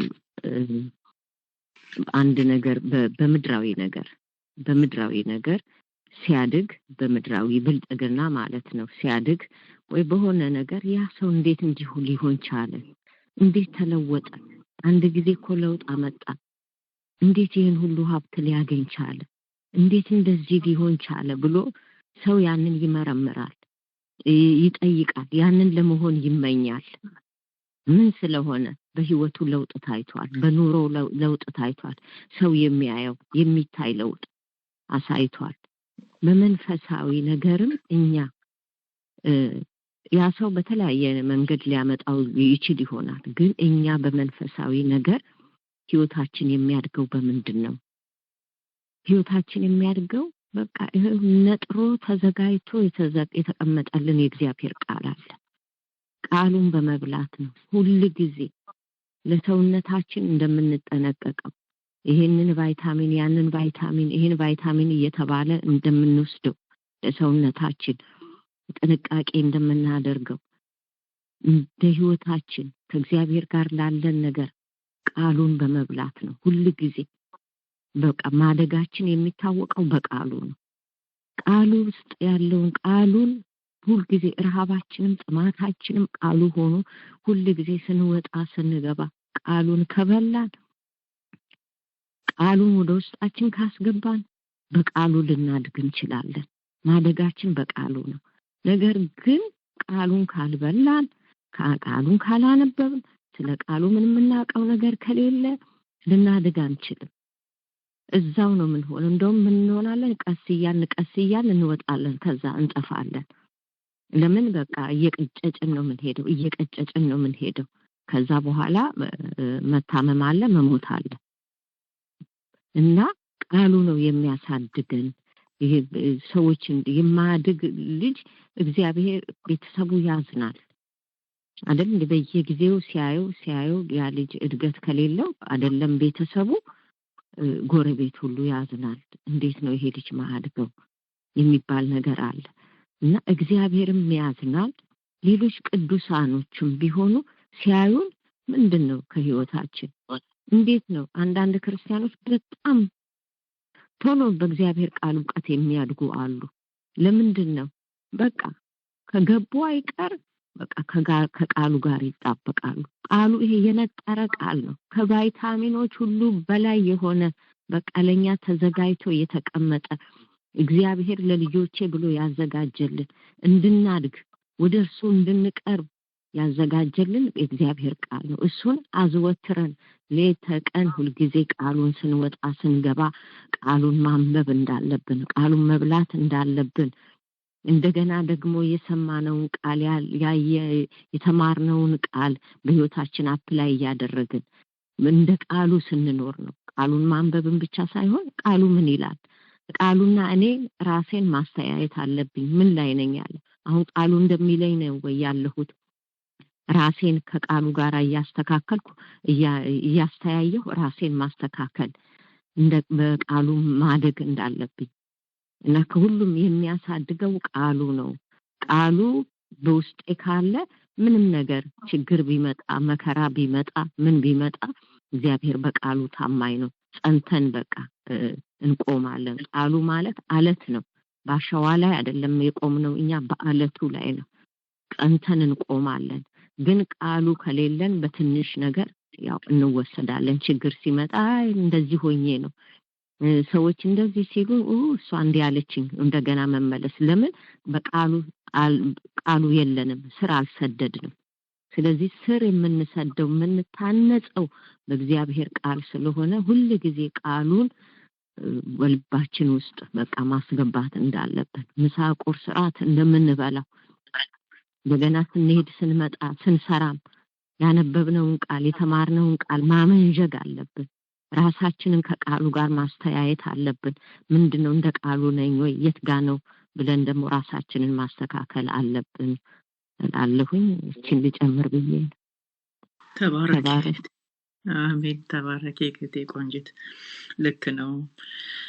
ለድገታችን አንዱና ዋነኛው ህይወታችን የምትራበው ቃሉን ነው። በቃ አዲሱ ማንነታችን ከቃሉ ጋር መዋሃድ አለበት። እንደገና አሮጌ ማንነታችን ጥርግ ብሎ የሚወጣው ቃሉ ወደ ውስጣችን ሲገባ አዲሱ ማንነታችን እያደገ ሲሄድ ነውና ይሄ የሚሆነው ለመንፈስ ቅዱስ ራሳችንን ስናስገዛ መንፈስ ቅዱስ ራሱ ያሳድገናል። ሰሬንድ ማድረግ አለብን። ለእግዚአብሔር መታዘዝ አለብን። እግዚአብሔር እንደሚለን ለመኖር ቃሉ እንደሚለን ለመኖር መታዘዝ፣ እንደገና ቃሉን ማንበብ፣ ከቃሉ ጋር መቆየት፣ እነዚህ ከሚያረክሱን ነገር መራቅ፣ ከሐሜት ይሄ ከግርግር ዓለም ከሚያንሿሿው ነገር፣ ከይሉንታ፣ ከአጉል ጓደኛ፣ ከዘረኝነት ይሄ በዓለም ከምናየው ነገር ራሳችንን መጠበቅ አለብን። ጋርድ ልብህን ጠብቅ የህይወት መውጫ ናት ይላል አይደል ቃሉ። ይሄንን ካላደረግን ከዓለምም ሆነን እግዚአብሔርን ቤትም ሆነን ነው ማደግ አንችልም። በፍጹም ማደግ አንችልም። ጌታም ብሏል ወይ ዓለምን ምሰሉ ወይ እኔን ምሰሉ፣ ከሁለት አንዱ ነው፣ ሁለቱንም አንድ ላይ ማስኬድ አትችሉም ብሏል አይደል ጌታ ቃል። እና ራሳችንን በጌታ ስር አስገዝተን ከቃሉ ጋር ህይወቴ እንዳለችው እንደግ እላለሁኝ። ሰዓታችንን ጨርሰናል። ጌታ ይባርካችሁ። በጣም ሰፊ ነው፣ ብንነጋገረው ደስ ይለኝ ነበረ። እንግዲህ ሰዓትም ይወስነናል። አስተውሉ ወገኖቼ፣ ቀኖቹ ክፉዎች ናቸው። በዛ ላይ ደግሞ በመጨረሻው ሰዓት ነው ያለነው። ምንም መልካም ነገር የሚሰማበት ዓለም ውስጥ አይደለንም ያለነው። እንደግ፣ አምላካችን እንዳያዝን። እኔ ልጄ ባያድግ እንደማዝነው ሁሉ እኔ ካላደግኩ እግዚአብሔርን በእኔ ላይ ያዝናል የሚለውን ሀሳብ ራሱ ወሰዱና እደጉ። ምን ባረግ ነው እግዚአብሔርን ማስደስተው የሚለውን ያዙት። እግዚአብሔር ደግሞ ጸጋውን ያብዛላችሁ። ወደ ማደግ እንድንመጣ ጌታ መንፈስ ቅዱስ ይርዳን። ተባረኩ። ጨርሰናል። ወደሚቀጥለው ፕሮግራም እንሄዳለን። እህቴ እያኤል እየገብተሽ ከሆነ ድምፅሽን አሰሚ። አለሁኝ። ታሪካዬ እንዴት አለ? እያኤልዬ እንደምን አደርሽ? የጌታ ሰላምና ጸጋ ይብዛልሽ። ተባረኪ። ለአንቺና ለከበረው ለጌታ መንፈስ ጥያቄ ለመጠየቅ ነበረ። ሁሉ ጊዜ በዚህ ሰዓት ነው የምታስተምሪ? አቤት። አሁን ያስተላለፍሽውን መልእክት በዚህ ሰዓት ሁሉ ጊዜ ነው የምታስተምረው? መቼ ነው ለማስተላለፍ? ማክሰኞ ይሄ ክፍለ ጊዜ የመጽሐፍት ዓለም ክፍለ ጊዜ ነው። ካነበብናቸው መጽሐፎች ለእናንተ ይጠቅማል ብለን የምናመጣቸው ነው። ማክሰኞ ከ8 ሰዓት ጠዋት እስከ 10 ሰዓት ድረስ አለን። ከዚህ በኋላ 1 ሰዓት ደግሞ የስነ ጽሁፍ ግጥሞችን የምንሰማበት ነው። 1 ሰዓት ደግሞ ይሄን ስነ ጽሁፍ ነው ከመጽሐፍት ዓለም ነው አሁን ያቀረብኩት ማለት ነው። ከመጽሐፍት ዓለም ፕሮግራም ማክሰኞ ለጊዜ ማለዳ በዚህ ሰዓት። እሺ ተባረክ። አሜን። ጌታ ይባርክሽ። ተባረኪልኝ ያይልዬ ጊዜሽን ወስጃለሁ። በጣም ይቅርታ። ለጌታ መንፈስና ለአንቺ ጊዜውን አስረክባለሁ። ተባረኪልኝ። አሜን አሜን። ታሪኳዬ እግዚአብሔር ይባርክሽ። ተባረኪልን እህታችን። በእውነት በረከታችን ሆነሻል። እግዚአብሔር እናመሰግናለን ስላንቺ። እግዚአብሔር የተመሰገነ ይሁን።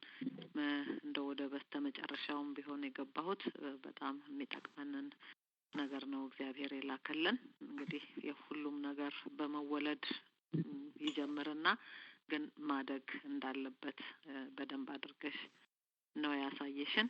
ደግሞ ስናድግ በቃ ማደግህ በነገር ሁሉ ይገለጥ ስለሚል አንድ አቅጣጫን ይዘን የምንሄደው ጉዳይ አይደለም እና ማደጋችን በነገር ሁሉ እንዲገለጥ የምናስባቸውን ነገር መጽሐፍ ቅዱስ ይለናል።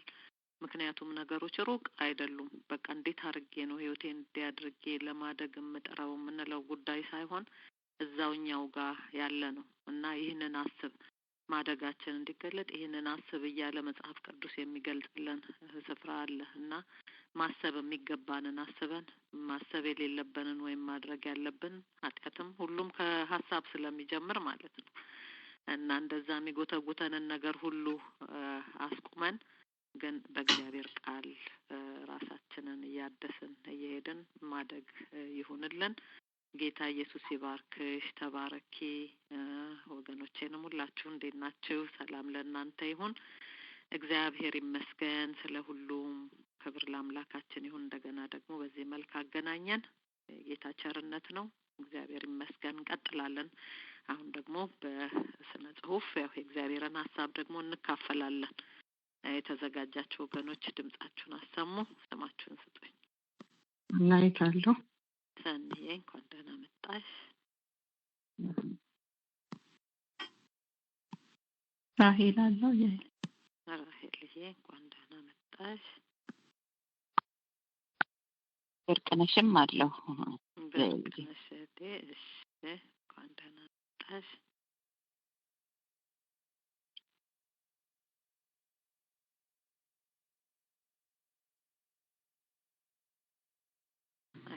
አላችሁ ወገኖች ቶሎ ቶሎ እንስጠና ጊዜውን እንድንጠቀም። ወንድሞችም አትጥፉብን። እሺ ሰማሁ። መሰረታለሁ ወደ በኋላ መስዬ እሺ የእኔ ስልክሽኛ ማን አልሽ እንዴ? ሩትዬ እሺ ከመሲ በፊት ብለሻል ማለት ነው። እሺ አስገብቼ ነው ከሷ በኋላ ሞል ይችላል። እሺ ተባረኪ። እንኳን ደህና መጣሽ።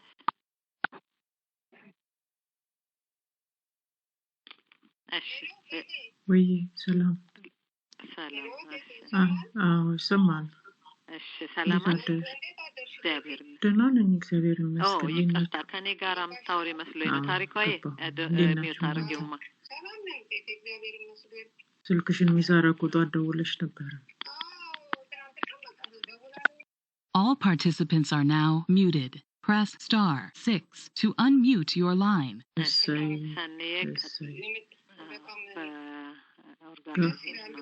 ገባችሁ? ሄሎ ታሪኳዬ አይሰማ? እሰይ እግዚአብሔር ይመስገን። እሰይ ይቅርታ እንደ ወገኖች እስከምደውልላት ድረስ በኦርጋናይዘር መንበር ስለሆነ የገባቸው አይዘጋም። እሱ ግድ የለም ትንሽ ናት። አንድ ደረጃ ነች።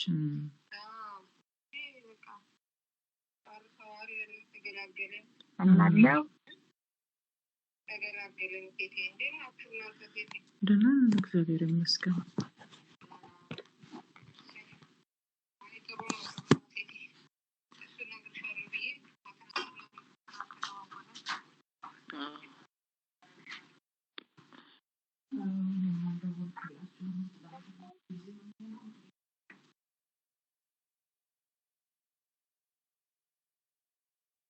እሺ አሁን ተዘግቷል ይመስለኛል። እንቀጥል። ሰኔ የግቢና ቀጥይ።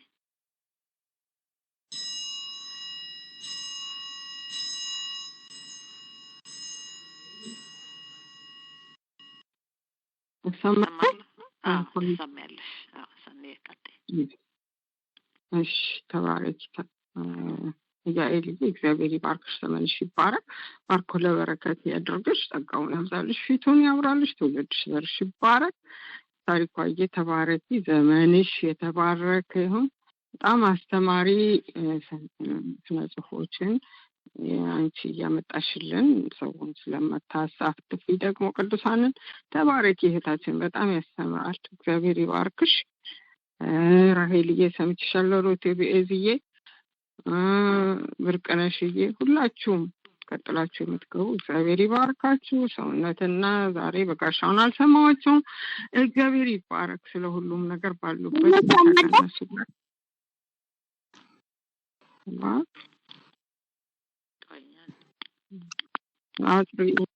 All participants are now muted. Press *6 to unmute your line. *6 አርገሽ ግቢ ሳንዬ።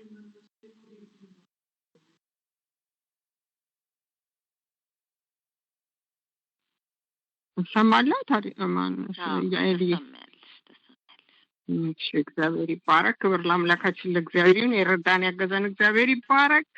የተጠነቀቀልን የከለለን የጋረደን ያስወጣ ያስገባ እግዚአብሔር ይባረክ። እኔንም ቤተሰቦቼ እናንተም ቤተሰቦቻችሁን ተባረኩ።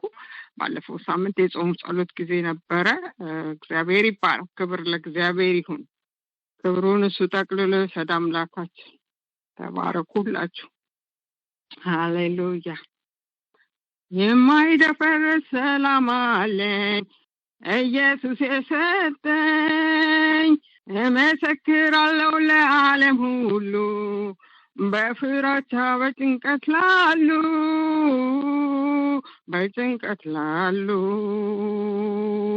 በብርና በወርቅ ያልተገኘለት ንጉሥ በስልጣኑ ያልተከሰተለት ጸጥታ ለውስጤ ረክቷል መንፈሴ ሰላም አለኝ። ጸጥታ ለውስጤ ረክቷል መንፈሴ ሰላም አለኝ። የማይደፈርስ ሰላም አለኝ ኢየሱስ የሰጠኝ፣ እመሰክራለሁ ለዓለም ሁሉ በፍራቻ በጭንቀት ላሉ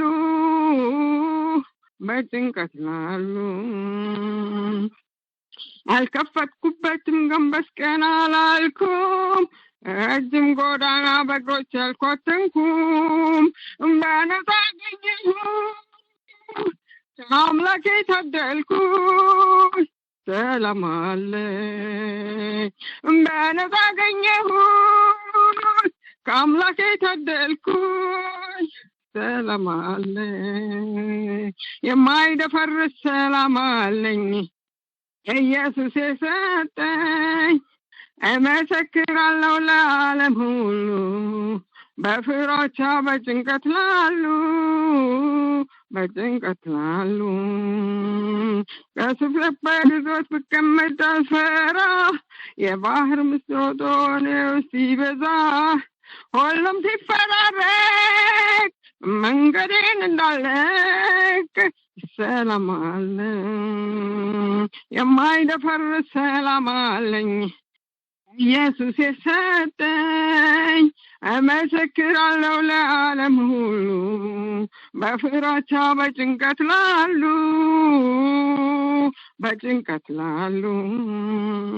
የማይደፈርስ ሰላም አለኝ ኢየሱስ የሰጠኝ፣ እመሰክራለሁ ለዓለም ሁሉ በፍራቻ በጭንቀት ላሉ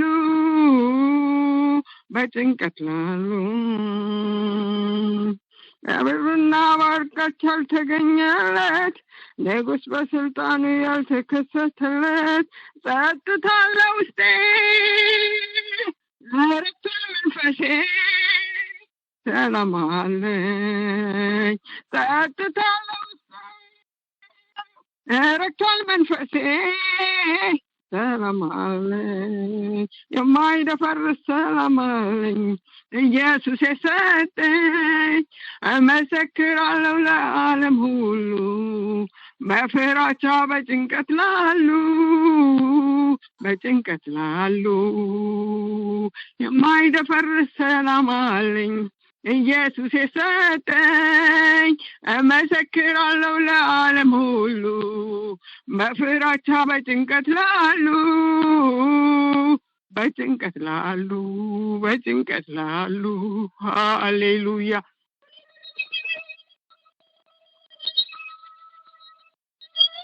ሃሌሉያ ይደፈርስ ሰላም አለን። ሃሌሉያ ኢየሱስ ሰላማችን ነው። ሃሌሉያ ኢየሱስ ክብራችን ነው። ኢየሱስ ጌታችን ነው። አነባለሁኝ ስነ ጽሑፍ የብዕሮች ትሩፋት ከሚለው ላይ ነው። ፍቅር ይላል። በተሰጠኝ ጥበብ ባህርን ብከፍልም አለቱን መትቼ ውሃውን ባፈልቅም ባህሩን ሰንጥቄም መንገድ ባደርገው ፍቅር ግን ከሌለኝ ሁሉ ዋጋ ቢስ ነው። በሰዎች በመላእክት ልሳን ብናገርም ምስጢር ተገልጦልኝ መናፍስት ብለይም የሰማይ ሰራዊት ማናገር ብችልም በመላእክት ቋንቋ ሁሌ ብጸልይም ሁሉም ቃሌን ሰምቶ እርቀ ሰላም ቢወርድ በስብከት በፈውሴ እጅጉን ብወደድ ይህ ሁሉ ሆኖ ውስጤ ፍቅር ካጣ ፍርዱ ለኔ ሞት ነው ኢየሱስ ሲመጣ። ፍቅር የተባለ ትልቅ ቁም ነገር በመጽሐፍ ያለ ዋንኛ ነገር በውስጥ ሳይኖርህ ምን ብትናገር ልሳን ብትጠቀም ደግሞም ብትዘምር በፍቅር ካልሆነ ከንቱ ነው ነገር። ፍቅር የሚባለው ትርጉም ዘርፈ ብዙ በዓለም የሚገኙ ባሻቸው ቢመዙ አንዱ ድንጋይ ነው ሲል ሌላኛው ዕውር እንዲህ አይነት ትርጉም አይሆን ለፍቅር። ፍቅር የሚባለው ቃል የትርጉሙ ነገር አይኑን ከፍቶ ላይ የመጽሐፉ ሲናገር ስለ ፍቅር ትርጉም ሊሆን የሚችለው ትርጉሙ ይሄ ነው። ፍጹም ቅንነት የገለጥኩ ነው። ይቅርታ ርህራሄ ፍጹም ቅንነት ርህራሄ የተባለ ነገር በዓለም እንዲታወቅ በዓለም እንዲከበር ሁሉም አሸንፎ ጸንቶ እንዲኖር ወስኗል ሁሉን ቻይ ጌታ እግዚአብሔር። ፍቅር ውስጥ ሳይኖር በአፍ መሸንገል በጥርስ ፈገግታ በቃል ማታለል ለመድረክ ሩጫ ሊሆን ለመደለል በጣም ትልቅ ነገር ማጣትህ ነውና መንገድህን አቅና በፍቅር ጎዳና ይላል። ሮማን ታደሰ ይላል። እግዚአብሔር ይባርካችሁ። ተባረኪ ያኤል ሰጥሽ ታብሻል ይሰማ። እሺ ተሰማያለሽ። ሚውት አድርጌ ነው። ይቅርታ ሰንዬ። እግዚአብሔር ይባርክሽ። ተባረኪልን እህታችን። ዝማሬውም ግሩም ነው በእውነት። እግዚአብሔር የተባረከ ይሁን። ስለፍቅር በደንብ የሚገልጽ ነገር ነው ያነበብሽልን። እግዚአብሔር ይመስገን። ሁሉም ከንቱ ነው በቃ ከፍቅር በቀር እግዚአብሔር ፍቅር ነው። ደግሞ እኛንም በፍቅራችሁ ትታወቃላችሁ ያለን ጌታ አለ። ስለዚህ በቃ በመንፈሳዊ ነገር ቀደም እንደተማርነው እድገት ሲመጣ ያ እድገትን የሚያሳይ ነው ፍቅር ራሱ። በቃ በፍቅር እንሞላለን። እግዚአብሔር የክርስቶስ ባህሪ በእኛ ይገለጣልና እግዚአብሔር በፍቅር የምንገለጥ ሰዎች ያድርገን። ከሌላ ሩጫ የሚበልጠው እሱ ስለሆነ ነገሮቻችን ሁሉ ከንቱ እንዳይሆንብን በፍቅር ጥቅልል ያለ ነገር ይኖራል። እግዚአብሔር ይባርክሽ። ተባረኪልን ራሄልዬ። ቀጥያንቺ ደግሞ እሺ ሰማለሁ አይደል? አዎ ተሰማያለሽ። እሺ ቅዱሳን እንደምናደራችሁ፣ እንዴት ከረማችሁ? ባለፈው ሳምንት ያው የጸሎት ጊዜ ነበር። አብሬ ገብቼ ጸልያለሁኝ እንደሁላችሁም። እግዚአብሔር ይባረክ። ያው ለአንድ ክርስቲያን እንግዲህ እስትንፋስ የሆነው ጸሎትና ምግብ የሆነው ቃሉ ምን ያህል አስፈላጊ እንደሆነ ሁላችንም እናውቃለን። ታሪክዬም በጠዋቱ ባነሳቸው የመጽሐፍ የቃሉ በውስጣችን ከሌለ እንደማናድግ እግዚአብሔር በብዙ ያስተማረን ነው። በእውነት ካስተዋልን እግዚአብሔር ይርዳን። እንደሰማነው እንደተመገብነው ማደግ እንድንችል በቃሉ እንድንኖር እግዚአብሔር ይርዳን። የኤልዬ ተባረክ። ሰንዬ ከኔ በኋላ የምታቀርቡ ሁላችሁም ተባረኩ። ጸጋ ይብዛላችሁ። ዛሬ የማቀርበው መልእክት ያቺ ብዙ ኃጢአትሽ ሰሪውልሻል የተባለችው የመውደዷን ብዛት ደግሞ ለመግለጽ ከስምዖን ድግስ እንዴት ተጋፍታ እንደገባች፣ እንዴት ስታስብ እንደነበር፣ እንዴት አቀዳ ወደ አምልኮ እንደደረሰች፣ እንዴት ሽቶን እንደሰበረች፣ በምስጋና እንደወጣች፣ ጌታን በማየቷ ጌታን በማምለኳ እንዴት ደስ እንደተሰኘች ነው የጻፍኩት። ወደ ግጥሙ ሄዳለሁኝ። ግጥሙ ረዘም ያለ ነው፣ በደንብ ያስረዳል ብዬ አስባለሁ። አትከልክሉኝ ይላል። ከስምዖን ድግስ አጋፋሪ ሁሉ ደጅ ይተራመሳል። ፈሪሳዩ ደግሞ ለክብር በርጩማ ኩታ ይነሰንሳል። ወንበር ያማትራል ቀሎበት መግባቱ፣ ተመስገን እንዳይል አንተ ካለህበት ደርሶ መቀኘቱ። አልገባውምና ይህ ትልቅ ሎተሪ እጣው እንደሆነ፣ የብብቱን ጥሎ ለቆጡ ባከነ። እኔማ ሰሞኑን ከድግሱ ግርጌ ከግምግምታው ራስጌ መምጣቱን ሰምቼ ጥሪ ባይደርሰኝም ጓጉቼ እንቅልፍ አልወሰደኝ። ጌታዬን ከማለም ድካም አላገደኝ። ለዓይኖቼ ሽፋሽፍት አልሰጠው ሸለብታ፣ ስተኛም ስነቃም ከፀሐይ ወገግታ ውብ ገጹን እየሳልኩ እያየሁ መንገዱን እብከነከናለሁ በአንጀቴ ቋጥሬ የስስት መውደዱን። እጮኛ እንዲናፍቅ እንደ ልዩ አፍቃሪ ጊዜ እንዳለፈበት ቀጠሮ ጠባቂ ደቂቃ ቆጣሪ ዓይኖቼን አቅንቼ ደጁን እያየው ግርግሩ መሃል እጠብቀዋለሁ። ከልቤ መክራለሁ እንደዚህ እያልኩኝ አንዱን እያነሳው ሌላውን እየጣልኩኝ። ምን ይዤለት ልሂድ? የቱን ነው የሚወደው? ምን ባስቀምጥ ይሆን ሚዛኑ የሚከብደው? እንዴት በሆንለት እግሩን ባበስለት መሬት ተደፍቼ እንባ ያጎረፍኩኝ ጸጉሬን ፈትቼ አሉኝ ከምላቸው አንጡራ ንብረቶች የቱን በወስድለት? እንደምን ምን ባደርግለት ነው ከቶ ችለው ይሆን መውደዴን ላስረዳ እያልኩ ስወዛገብ ሽቅብ እየገፋው የሐሳቤን ግድግዳ።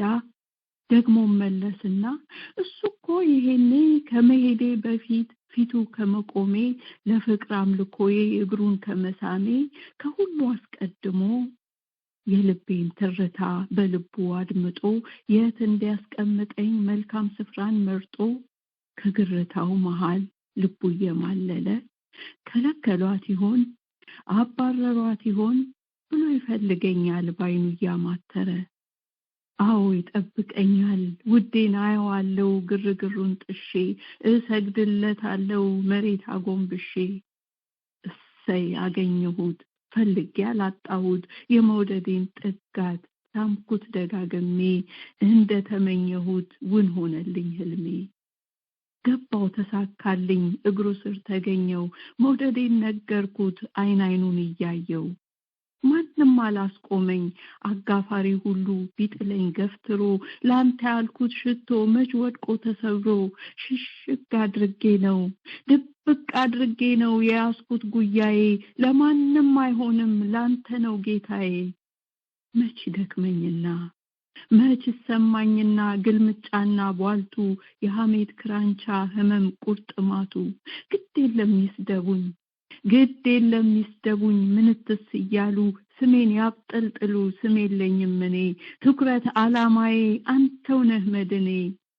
ሽርደዳ ቧልታቸው ለማያውቅሽ ታጠኝ ይብዛ ተረታቸው ትላንቴን ላይረሱ እነሱ እንደው በቃ ዛሬም እዚያው ናቸው።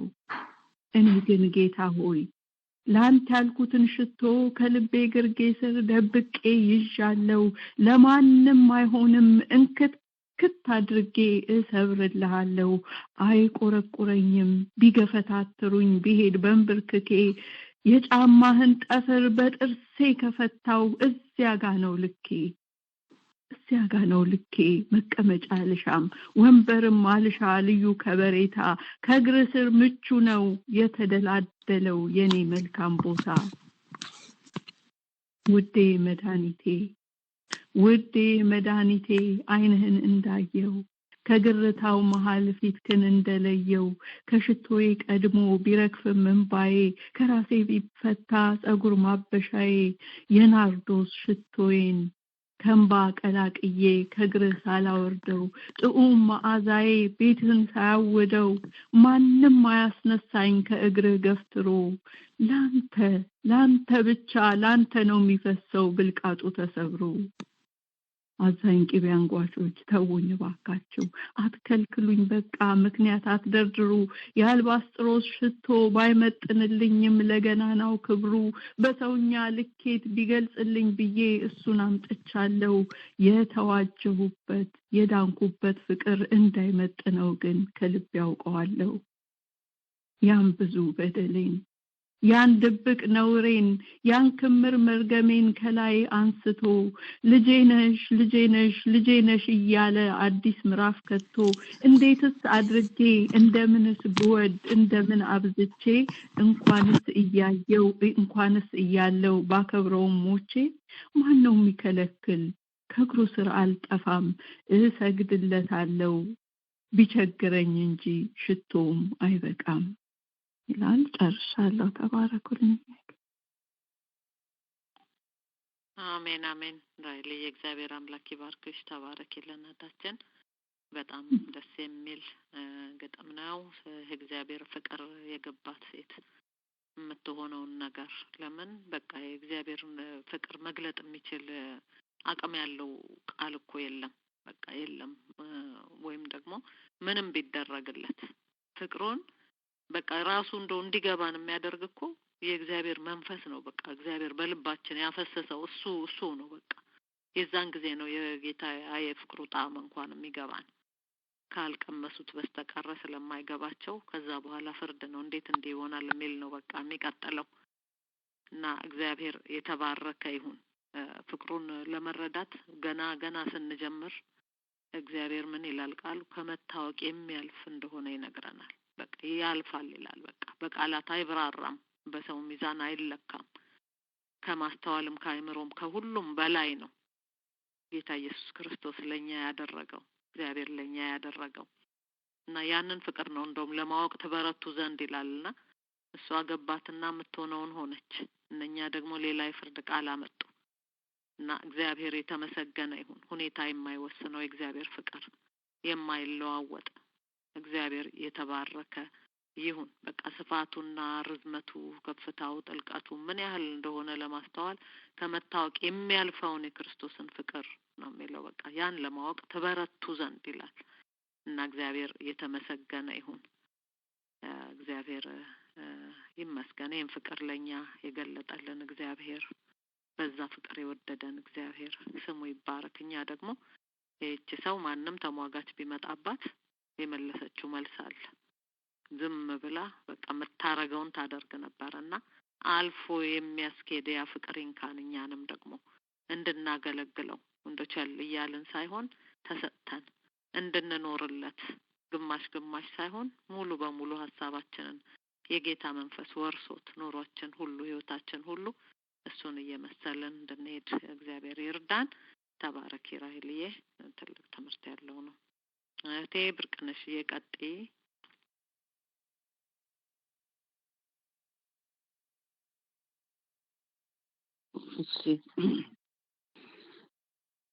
እሺ ሰላም ልሻለሁ ያኤልዬ።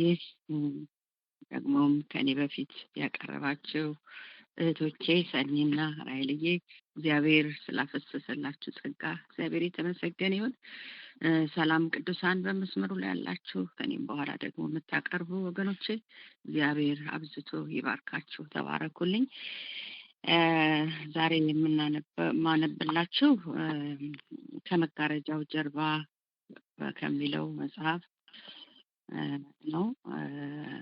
ንግስቲቱ አስጤን ይላል። አስቴርን መጽሐፍ የጻፈችው ነው። ክብር ለእግዚአብሔር ይሁን። እንግዲህ ዛሬ ረድቶን እስትንፋሳችን አልተቋረጠም፣ እንደገና ቀጥለናል። ክብር ለሱ ይሁን። የረዳን ያገዘን ጌታ ደግሞ የተባረከ ይሁን። በእውነት እግዚአብሔር ያሳድገን በሁሉም አቅጣጫ። ፍቅሩ የማይለወጥ የዘላለም ነውና ክብሩ ለሱ ይሁን። እሺ አነባለሁኝ። ከህንድ ጀምሮ እስከ ኢትዮጵያ ድረስ አርስቱ ንግስቲቱ አስጤን ይላል። ከህንድ ጀምሮ እስከ ኢትዮጵያ ድረስ 127 ሀገር ላይ ሲነግስ ግብዣን አዘጋጅቶ ንጉሱ አርጤክስስ ንግስቲቱ አስጤን መልከ መልካሚቷ ቁንጅናዋ ፍጹም ተክለ ሰውነቷ ለአሕዛብ በሙሉ እንዲታይ ውበቷ መልእክተኛ ልኮ ተጠራች ልዕልቷ። ክብርና ሀብቱን ሁሉን አስጎብኝቶ ንጉሥ ደስ ሲለው ወይን ጠጅ ጠጥቶ ከዚህም በላይ አለኝ ሌላ ትልቅ ክብር አገር ያትና ለአገር ይናገር። ለክብሬ ያረኳት የራሴ ላይ ዘውድ አለችኝ ቆንጆ ሚስት የምትወደድ። የፋርስና ሜዶና ታላላቆች ሁሉ የአገሩ አዛውንት ሹሙ ባለሟሉ የንጉሱን ክብር ሚስቱንም እንዲያውቁ ሀብቱንም ተመልክተው ውበቷን ሲያደንቁ ትቀመጥ ከጎኔ አምጡልኝ ፍጠኑ የመንግስቴንም ዘውድ በራሷ ላይ ጫኑ። አይቻት ልደሰት ትቁምልኝ ፊቴ ለአገር ትታይልኝ ውዷ ባለቤቴ ብሎ ትእዛዝ ሰጠ ለአገልጋዮቹ አልብሰው አስጊጠው ወደ እርሷ ሊያመጡ ለጃንደረቦቹ። ግና ንግስት አስጤን የባሏን ትእዛዝ መልእክቱንም ንቃ ማን ያዘኛል አለች ውበቷን ደብቃ። በራሷ እንዳገኘች የንግስትነትን የመንግስትን ክብር አንድ ተራ ሰው ባሏን ሳትቆጥር ለመልእክተኞቹ መለሰች እምቢታ የሚስት ሕግ ጠፍቶባት ዓላማዋን ስታ። ንጉሱም ተቆጣ እጅግ ተናደደ ሕግ አዋቂዎችን የሚያማክሩትን ሊጠይቅ ወረደ። እነሱም እንዲህ አሉ መቼ ንጉስ ብቻ ወንድን አቃላለች ያገሩ አቃላለች ያገሩ አሕዛብ ሁሉ በድላለች። ሚስቶች መገዛትን ለባል እንዳያውቁ ምክንያት ሆናለች ወንዶች እንዲናቁ። ስለዚህ ንጉሱ ንግስናዋን ይስጠው ለተሻለችቱ እቴጌይቱ አይሻር ይሁን ለሌላይቱ።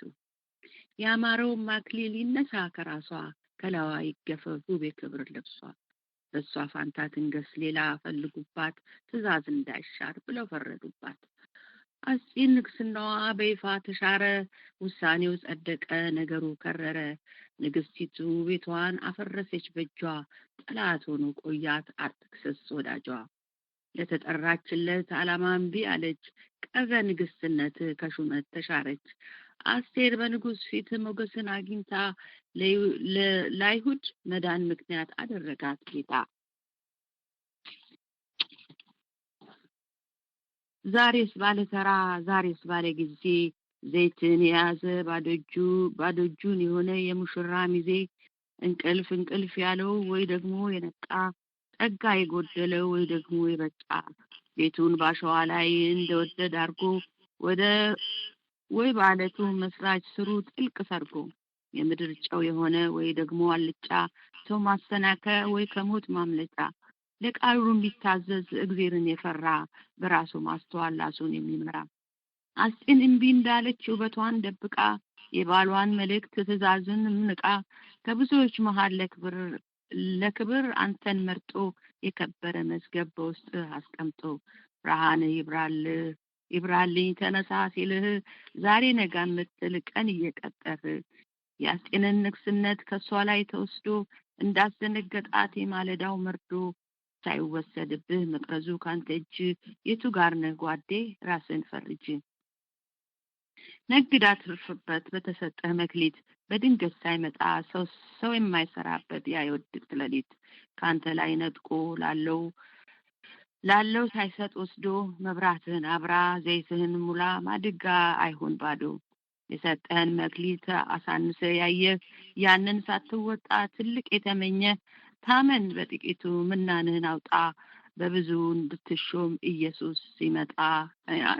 እግዚአብሔር ይመስገን። እንግዲህ ጌታ ይባርክሽ እህታችን ያኤልዬ። በመክሊታችን እንግዲህ ነግድ ነው የሚለው ማሳስ እግዚአብሔር ይመስገን።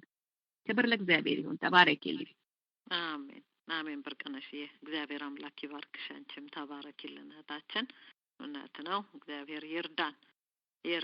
በቃ በእንነግድበት ለራሳችን ነው ደግሞ በቃ ይሄ የሚሆነው እውነትም የጌታ ነገር አንዳንዴ እንዲሁ መዳናችን አይደለም ግን ገብቶናል ወይ የሚለው ነገር እና በህይወታችን ትልቁ ቁም ነገር በእግዚአብሔር እንደተወደድን በደንብ ከተረዳን ከዛ በኋላ ነው ያው እንደተወደዱ ልጆች ምንመላለስበት መመላለስ አለ እና ትእዛዙን ማድረግ አለ እና እግዚአብሔር በቃ ይሄ ውስጣችን እንዲገባ ያስፈልጋል። ከዛ የተነሳ ስናገለግል በፍቅር ስንታዘዝ በፍቅር ይሆናል። ምን ሆነው ነገር ሁሉ በፍቅር ይሆናል አስጤን በቃ ፎር ግራንትድ ወሰደችው። በቃ ይሄ በቃ ንግስት ነኝ ማን አለብኝ አይነት ነገር ነው የሆነችው። እና እንደዛ ልንሆን አይገባም። እንደዛ አይደለም የተጠራ ነውና እግዚአብሔር በእውነት እሱ ጌታ የወደደን ጌታ ክርስቶስ እንደወደዳችሁ ለእግዚአብሔር የመዓዛ ሽታ የሚሆን መባና መስዋዕት አድርጎ ስለእናንተ ራሱን አሳልፎ እንደሰጠ ይላል። በቃ እንደሰጠ እና እኛም የሱን ፈለግ ተከትለን ልንሄድ እንጂ በቃ እንድንቀማጠል አይደለም ጌታ የሚፈልገው ማለት ነው። እና እግዚአብሔር ይባርክሽ ብርቅነሽዬ፣ ተባረኪልን። ከቴመሲ ጋራ እንቀጥላለን።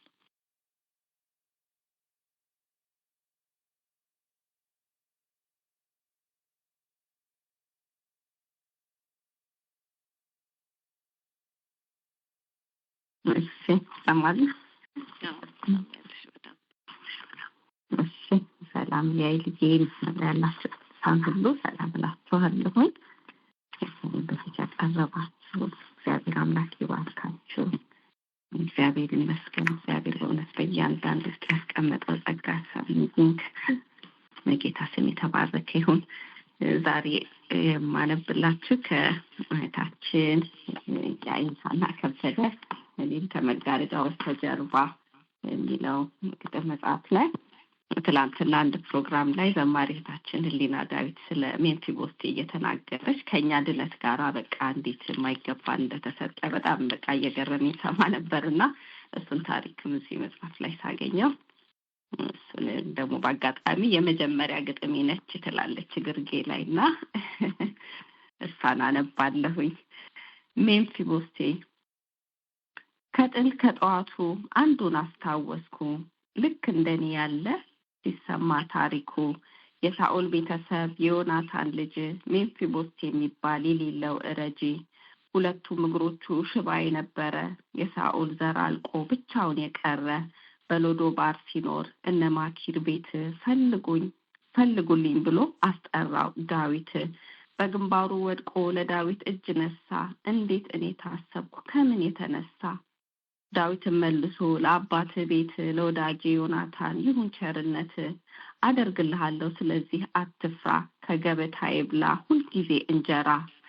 አረ እኔ ማን ነኝ ምስሌ ሞተ ውሻ ተጥዬ ተረሳው የሌለኝ መድረሻ ከንጉሱ ልጆች እንዳንዱ ታይቼ ልመገብ ልበላ ልረካ ጠጥቼ መሄድ እንኳን አልችል እንደሰው ቆሜ በሽባነት ደዌ በብርቱ ታምሜ እያለ ሲገረም ሲደነቅ ያለ ልክ እኔም ትውሳለኝ የራሴው ታሪክ ብዕሬን አንስቼ ብራና ዘርግቼ ልመሰክር መጣው ስሙኝ ወገኖቼ። ምህረት ለወደደ ለሮጠም አይደለም ከእግዚአብሔር ነውና ለምን አይባልም? እግዚአብሔር እንዲሁ ዓለምን ወደደ አንድያውን ልጁን ጌታ ኢየሱስን ከሰማይ ሰደደ። ገና በኃጢአቴ ሙት ሆኜ ሳለሁ ከክርስቶስ ጋር ሕይወት አገኘሁ። ከሲኦል አመለጥኩ እንዲሁ በጸጋ ዘላለም እንድኖር ከእግዚአብሔር ጋር። ተረስቼ ስኖር ከሰው ተገልዬ ዙሪያዬ ጨልሞ ተሟጦ ተስፋዬ በደሙ ቀድሶ ወደ ቀድሞ ክብሬ መግባት ሆኖልኛል ከጻድቃን አብሬ ይላል። ሁለተኛ ሳሙኤል ምዕራፍ 9 ላይ ያለው ታሪክ ነው። ወጥሳምንሲን በቃ እንደዚህ ነው የሆነልን። እያንዳንዳችን እግዚአብሔር ይመስገን። ጌታ ኢየሱስ አብዝቶ ይባርክሽ። ተባረኩ። አሜን አሜን አሜን። መሲዬ እግዚአብሔር አምላክ የተባረከ ይሁን። ጌታ ይባርክሽ።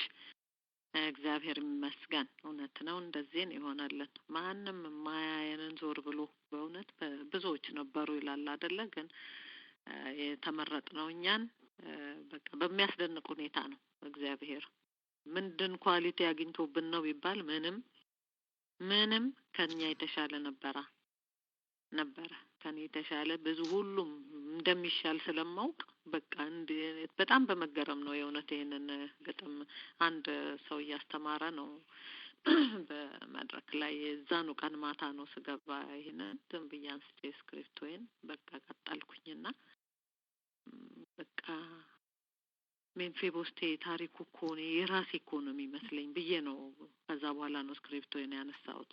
ግን ልግጠምም ብዬ አልነበረምና እግዚአብሔር ረዳኝና ያንን ጻፍኩኝ። እና እውነት ነው የተረሳ ሰው አባቱ የለ ሳኦል የለ ከሳኦል እኮ ዘር ማንዘሩ እኮ አልቋል። የተረፈ ሰው አለ ወይ? እኔ ቸርነትን ላድርግለት ብሎ ዳዊት ነው ያስፈልገው። አስፈልጎ የገባበት ገብቶ አገኘው አስልኮ። እኛን የገባንበት ገብቶ ያገኘን ጌታ ስሙ የተባረከ ይሁን። በእውነት የንጉስ ልጅ ሆነ ገባ። በቃ ከልጆቹ ጋር አብሮ ገበታ በይ ሆነ፣ እንጀራ ቆራሽ ሆነ። ብዙ ነገር ተደረገለት፣ ሙሉ ክብር ተሰጠው። በቃ እንደ ልጅ ታየ። ለኛ እንደዚህ ነው ያደረገልን እግዚአብሔር። ከተጣልንበት ሽባ የነበረ ሰው ውሻ ወደመመስል ወደኔ ያየ ኧረ ለምንድን ነው አለኩ። በቃ እንዲህ እያልን ጌታን በእውነት በቃ እኔ እለዋለሁኝ እንደዚህና እውነት ነው ይሄ። በቃ ትክክለኛ ታሪካችን ይሄ ነው እና እግዚአብሔር የተመሰገነ ይሁን በእውነት ስላሳየን ፍቅር፣ ስላደረገልን ምህረት፣ ስላደረገልን ቸርነት እግዚአብሔር የተመሰገነ ይሁን። ሰው ያደረገን ጌታ፣ ልጆቹ ያደረገን ጌታ፣ ለዘላለም ከእርሱ ጋር እንድንኖር የፈቀደልን ጌታ ክብር ለስሙ ይሁን። እግዚአብሔር የተመሰገነ ይሁን። ሩትዬን ከመጥራቴ በፊት ምናልባት የተዘጋጃችሁ ወገኖች ካላችሁ ስማችሁን ስጡኝ። ሄላ ሰዋለሁ። ተሰማያለሽ? ወደ መክሊትዬ እንኳን ደህና መጣሽ እኔ እናት። እንኳን ደህና ቆያችሁ። እሺ አሜን አሜን። በጣም ትቸኩያለሽ? ሌላ ሰው ከመጥራቴ በፊት ስላስቀድምሽ እንዴ? አልቸኩልም። እሺ እኔ ማር እሺ ሌላ ሰው የሚሰጥ ሳለ ስም?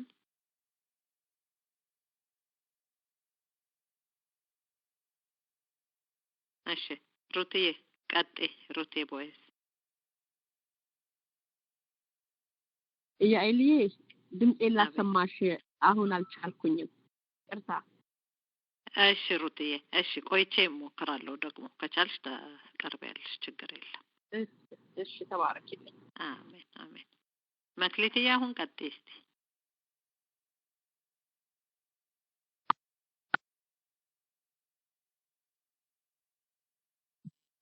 ሄላ ወይ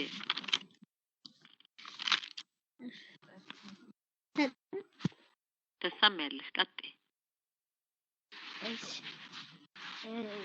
በመጀመሪያ ድል ስለተሰጠኝ አመሰግናለሁ። ዛሬ ማቀርብላችሁ ሁለት አጣጣር ያሉ ግጥሞችና በጌታ ስም አነባለሁ። በልጅነቴ አልጣልከኝም ትልቅ ሰው ሆንኩ ብለህ ዛሬም በጉልምስናዬ ወራት ለራሴ ጥረት ልፋት አልታውከኝም። የዘመናቴ አቀበትና ቁልቁለት ብቸኛ መውጣቴ መውረድም እንደማልችል አውቀህ በክንዶቹ ምርኩዝ ደጅህን ሆንከኛል። አመሰግናለሁ። በሩጫ ሜዳ ላይ ከፍ ባለ ዋጋው በማይገኘው እድል ከኔ ጥረት ውጪ የቆምክልኝ ባንተ ድል በዘመናት ሩጫ በዝና አስቀድም ከኋላ አድርጌ ክብርህን ዳልክ ፈጥነህ እያዘልከኝ እንዳትፈክ የፍጥረቴ ወሰን አይለፍ ያንተልክ ስላዳመጣችሁ ያመሰግናለሁ። እሺ መክሊትዬ እግዚአብሔር ይባርክሽ። በጣም በጣም ግሩም የሆነ ግጥም ነው። እግዚአብሔር ይባርክሽ፣ ተባረኪ። በልጅነቴ ያልተውከኝም እግዚአብሔር አይተውም አይጥልም። ደግሞ እስከ ሽበት እና እስከ ሽምግልና እሸከማችኋለሁ ያለ ጌታ ነው። ክብር ለእግዚአብሔር ይሁን። በቃ እስከ መጨረሻ የሚይዘን እስከ ዓለም ፍጻሜ ከእናንተ ጋር ነኝ ያለን የገባልን ቃል ያለን እና እግዚአብሔር የተመሰገነ ይሁን። እሱ ደግሞ በሁለተኛው ግጥምሽ መልካም እረኛ እውነትም ተሸክሞ የደከሙትን የምን ያሉትን ነው የደከሙትን ነው የሚለው በቃ እየተሸከመ እና የሚያጠቡ እንደ እየራራ ብቻ እንደኛው አካሄድ ራሳችን ስርስር እያለ የሚመራን ጌታ መልካም እረኛ አለን። መክሊትዬ ተባረኪ፣ እግዚአብሔር ያብዛልሽ ይጨምርልሽ፣ አትጥፊብን። እሺ እግዚአብሔር የተመሰገነ ይሁን። ክብር ለጌታ ይሁን። ወገኖች የተዘጋጃችሁ ካላችሁ ድምጻችሁን አሰሙን። እንግዲህ የከረመ ግጥም ቢሆን ዝም ብዬ ላንብብ መሰለኝ። አንብብ። ማን ልበል? ካሌብ እንዴ እንኳን ደህና መጣ። ቀጥል። ቆያችሁ። ጌታ ይባርካችሁ። ድሉን ስላገኘሁኝ በጣም አመሰግናለሁ። መክሊት እግዚአብሔር ያሳድግሽ። በጣም ግሩም ግጥም ነው ያቀረብሽልን። ደግሞ ብዙ እንዳንቺ አይነት ልጆች ጎበዝ ልጆች አሁን እንዲመጡልን እንጸልያለን። ተባረኪ። በጣም ጥሩ ነው። የኔ ቆይ አጠብረለ ነው ጀግና ይላል። አልታይህ ቢለው አላባይ ሲታወር ደረት እየደቃ ሙሾ ሲደረድር ይታመናል እንጂ እውነት አይፈጠር። ይታመናል እንጂ እውነት አይፈጠር። ጀግናማ ሞትን ገደለ፣ በሞቱ ሞትን ሰቀለ። ጨከነ በራሱ ማለት ከጽልመት ጋር ታገለ። ፋኖስ መቅረዙን ተከለ ይላል። የመጀመሪያ ጉዳይ ነው። ሁለተኛው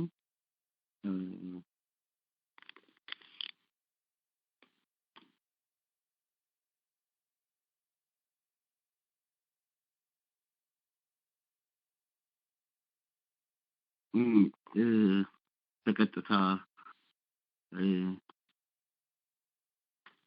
የመጽሐፍ ቅዱስ ሐሳብ ባይገልጽም ግን ያው እንደ ክርስቲያን የክርስቲያን ቫልዩዎችን ስለሚነካ ዝም ብዬ ላነበው ፈለኩኝ። በደማበላ ይላል።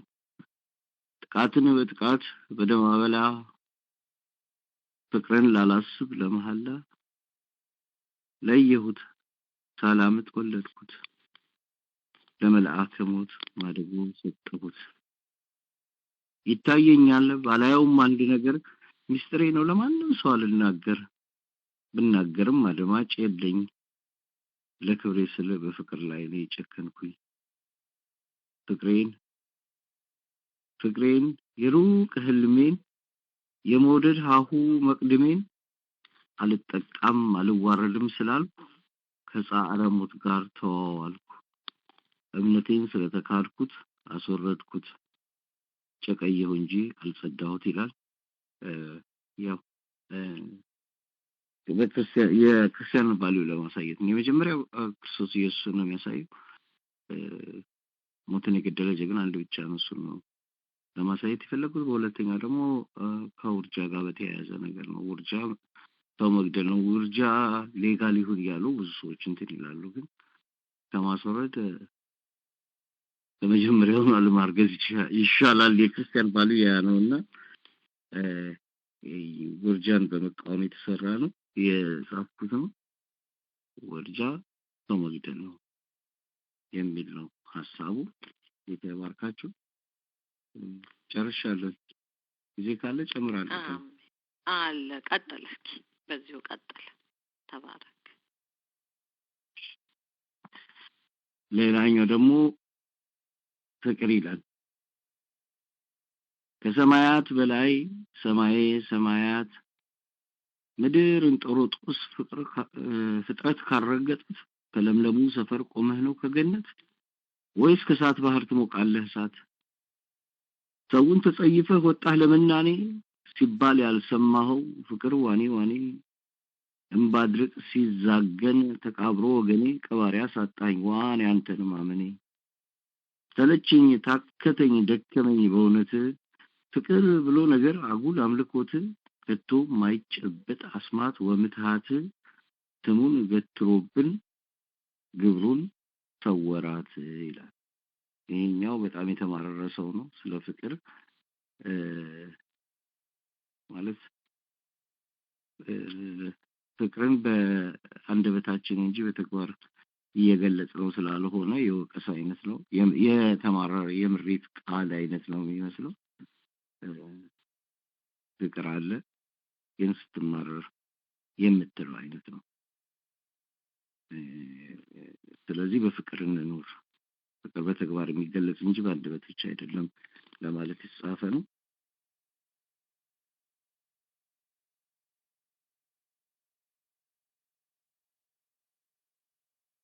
ሌላ አንድ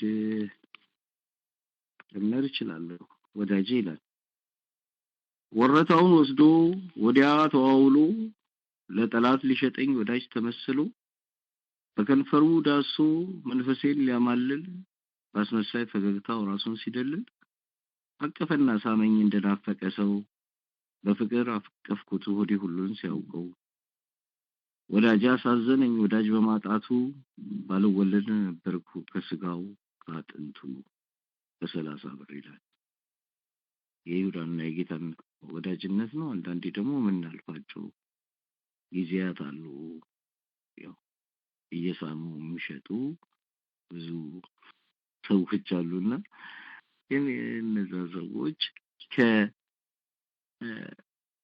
የሚያደርጉት ድርጊት በላይ እነሱን ማጣት ያሳዝናል ተማለት የተጻፈ ነው። ጌታ ይባርካችሁ። ለሚቀጥለው በደንብ ተዘጋጅቼ እመጣለሁ። አሜን አሜን። ይቅርታ አድርጉልኝ። እሺ እንዴ ምን ይቅርታ ጠይቀናል። በጣም እንኳን ደህና መጣህልን። ደግሞ በደንብ አካፈልከን። በሌላ ጊዜም እንደዚሁ አትጥፋብን። ጌታ ኢየሱስ ይባርክህ። ሁሉንም አራቱንም በከነ ማብራሪያቸው በደንብ አድርጋን ያቀረብክልን ካሌብዬ እግዚአብሔር ይባርክህ። ባርኮ ለብዙ በረከት ያድርገህ። ቴንክ ዩ። እግዚአብሔር ይመስገን። ሌላ ሰው ስሙን የሚሰጣለ? እስከዛው ወይ አንድ ወይ ይሁዲ ይሰማል አለኝ የልዬ። እሺ ትግስትዬ እንኳን ደህና መጣሽ። አሜን የልዬ። ሰላም ነው። እግዚአብሔር ይባርካችሁ። ከኔ በፊት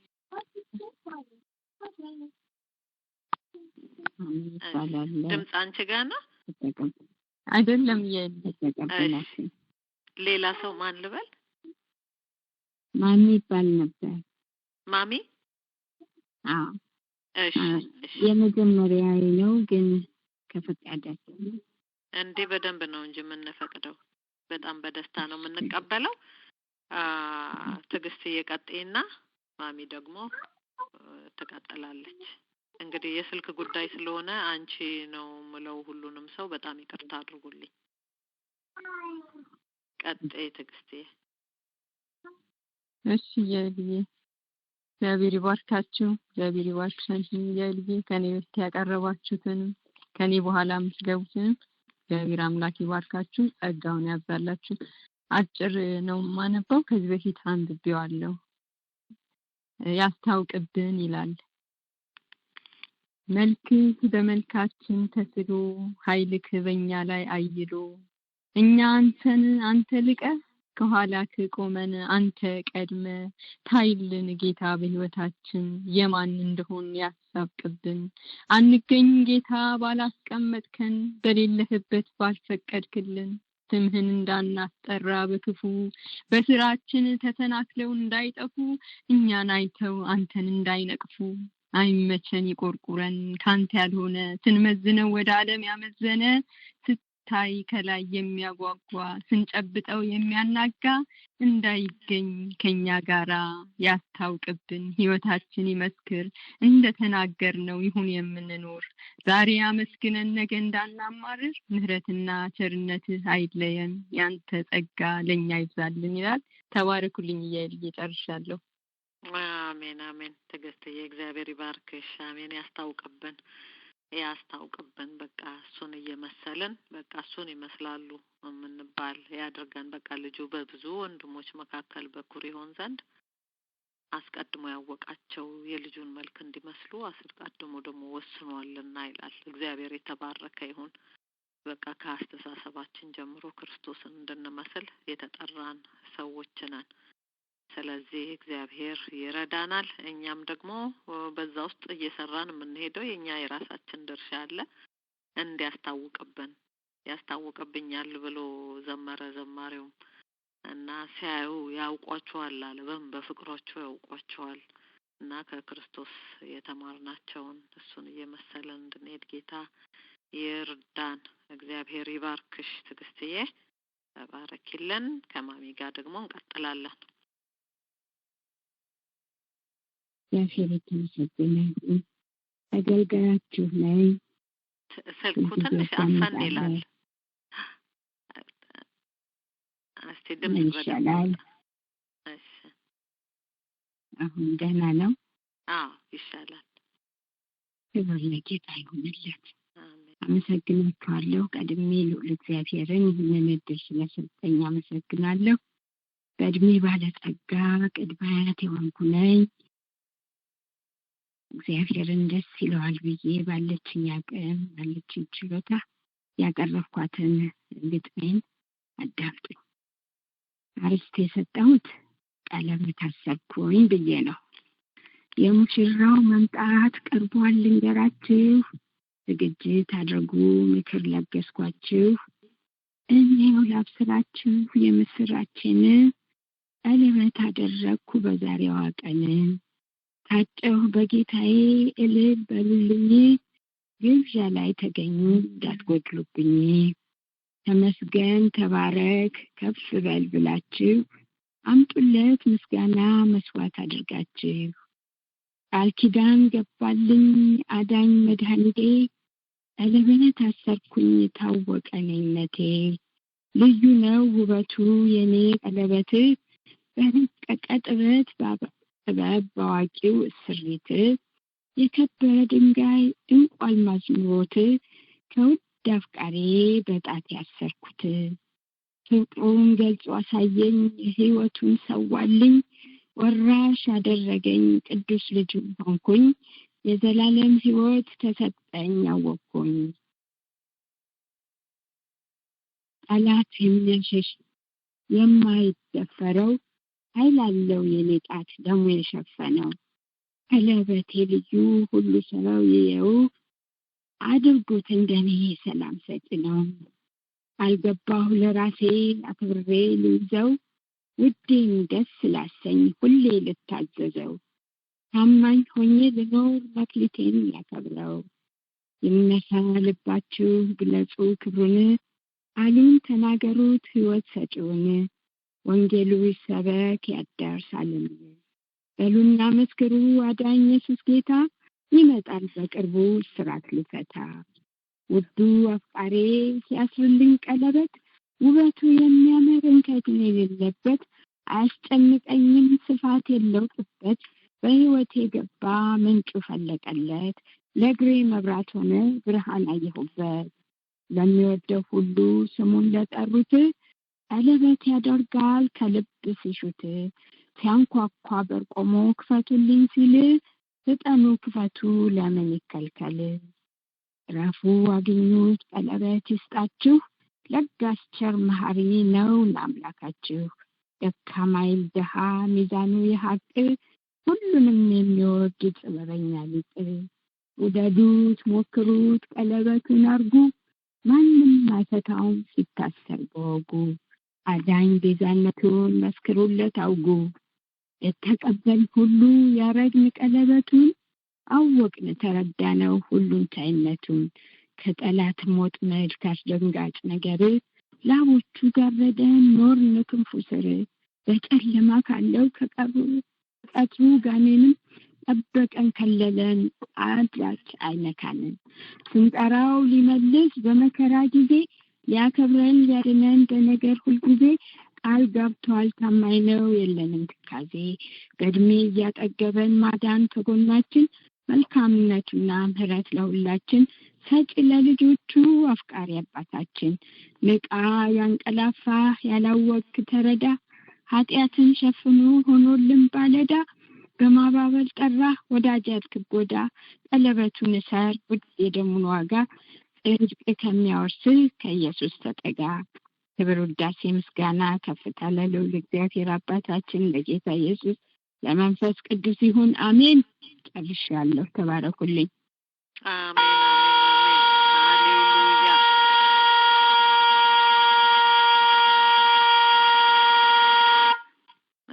ክብር ለእግዚአብሔር ይሁን።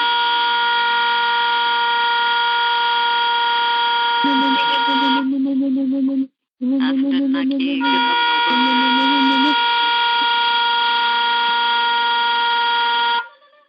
ተባረኩ ተባረኪ እናቴ። አሜን አሜን። በእውነት ሆነች ወጣት እግዚአብሔር አዎ እውነት ነው። እግዚአብሔር ይባርክሽ። በእውነት እግዚአብሔር ይጨምርልሽ ያብዛልሽ። በጣም በጣም ትልቅ ቁም ነገር የያዘ ግጥም ነው። እስከ ዛሬ ድረስ የተደብቆብን እንደሆነ አናውቅም። ከዛሬ በኋላ ግን ሁሉ ጊዜ ይቅረብልን። ይሄ ራሱ ኔክስት ዊክም ቢደገም በጣም ደስ ይለኛል፣ እናንተም ፈቃደኞች ከሆናችሁ። እግዚአብሔር ይመስገን። በጣም ግሩም ነው። እግዚአብሔር ያብዛልሽ ይጨምርልሽ። በእውነት እውነት ነው። በቃ ከእግዚአብሔር ጋራ ከእርሱ ጋር አይደለ በቃ ተባብረን ከእርሱ አንድ መንፈስ በቃ ሆናችኋል እኮ ነው የሚለን። አንድ በቃ ታርቀን ከእግዚአብሔር ጋር ታርቀን እኛም ልጆች ሆነን ደግሞ ወራሾች ሆናችሁ ይለናል። እግዚአብሔር አምላክ የተባረከ ይሁን። ከዚህ የተነሳ ከእግዚአብሔር ጋር ደግሞ አብራችሁ የምትሰሩ ሆናችሁ ይለናል። ቤተሰብ ሆናችሁ ይለናል። ያላደረገን እኮ ነገር ያልሰጠን እኮ ክብር የለም። በቃ ድሮ የኃጢአት ባሮች የነበርነውን በቃ የጽድቅ አደረገን። እግዚአብሔር ይመስገን። የእግዚአብሔር ልጆች ናችሁ ይለናል። አብራችሁ ወራሾች ናችሁ ይለናል። እግዚአብሔር ያላደረገው ያልሰጠን የሰሰተብን ምንም ነገር የለም። ሁሉን የሰጠን ሁሉን በልጁ በክርስቶስ ኢየሱስ ለኛ የሰጠ እግዚአብሔር ለዘላለም የተባረከ ይሁን። ማሚ በጣም በጣም በጣም ይብዛልሽ፣ ይጨምርልሽ፣ አሁንም ይትረፍረፍልሽ፣ ብርሽ አይንጠፍ። ሁልጊዜም ጻፊ። አሁንም የጻፍሽው ካለ ደግሞ ወደ ኋላ እንዳትይ ሁሉንም አቅርቢ በየጊዜው። ያው ማክሰኞ እንደዚህ ያለ ጊዜ አለን። በእርግጥ እየተካፈልኩ ነው ያዳመጥኩ ነው ብለሻል። ግን ከአዳማጭነት አሁን ደግሞ ወደ ተሳታፊነት ገብተሻል። ክብር ለእግዚአብሔር ይሁን። ጌታን እናመሰግናለን ስለነበረን ጊዜ ሁሉ። እግዚአብሔር ይክበር። ያቀረባችሁ ሁላችሁም ከሰኒ ጀምሮ ከታሪኳየም ጀምሮ እስካሁን እስከ ማሚ ድረስ ጌታ እግዚአብሔር ይባርካችሁ፣ ጸጋውን ያብዛላችሁ። በእውነት እንደተማርነው እንደዚህ ወደሱ ራስ ወደ ሆነ ወደ ክርስቶስ ኢየሱስ በእውነት ፍጹም ሙላት እያደግን እየጨመረን እንድንሄድ እግዚአብሔር ይርዳን። በእርሱ ፍቅር እየተሞላን እየተነካን ሁሉ ጊዜ በጌታ በኢየሱስ ክርስቶስ ስም በቃ ይሄ ይሁንልን። እንደሰማነው ቃል ይሁንልን፣ እንደጻፍነው ይሁንልን፣ እንዳዳመጥነውም ይሁንልን። እግዚአብሔር የተመሰገነ ይሁን። ሁላችንንም እግዚአብሔር በጨመረ ጸጋ እንደገና በሚቀጥለው በሰላም በጤና ያገናኘን። እግዚአብሔር ይባርካችሁ። ተባረኩ። ክብሩ ሁሉ ለእግዚአብሔር ለአምላካችን ይሁን። በእውነት ስለቀረበው ስለ እግዚአብሔር ጸጋ እግዚአብሔርን ለማክበር አንዴ ስታር 6 አድርገን እልል ብንል ለጌታ ደስ ይለኛል። በእምቢልታም በጥሩምባውም በሁሉም ጌታን እናከብረዋለን። ጌታ ይመስገን። የምትችሉ ስታር 6 አድርጋችሁ ለጌታ ክብር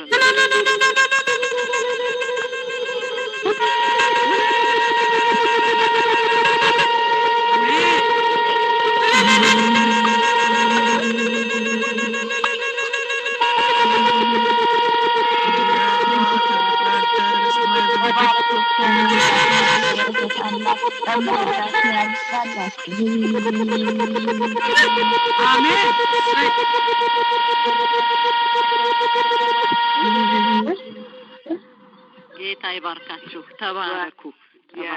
ተባረኩ። አሜን። እንወዳችኋለን። ሰብልዬ ግቢ። እግዚአብሔር አምላክ ይባርክሽ። ተባረክ እህታችን፣ የምንወድሽ። ቀጥይ። ለመንፈስ ቅዱስና ለአንቺ ጊዜውን ሰጠን። እሺ፣ የኤልዬ ይሰማል? አዎ ተሰማያለሽ ሰብልዬ። ተባረክልኝ። ተባርከሽ ለበረከት ሁኚ። እግዚአብሔር አምላክ አብዝቶ አትረፍርፎ ይባርክሽ። ዘመንሽ ሁሉ የተባረከ ይሁን።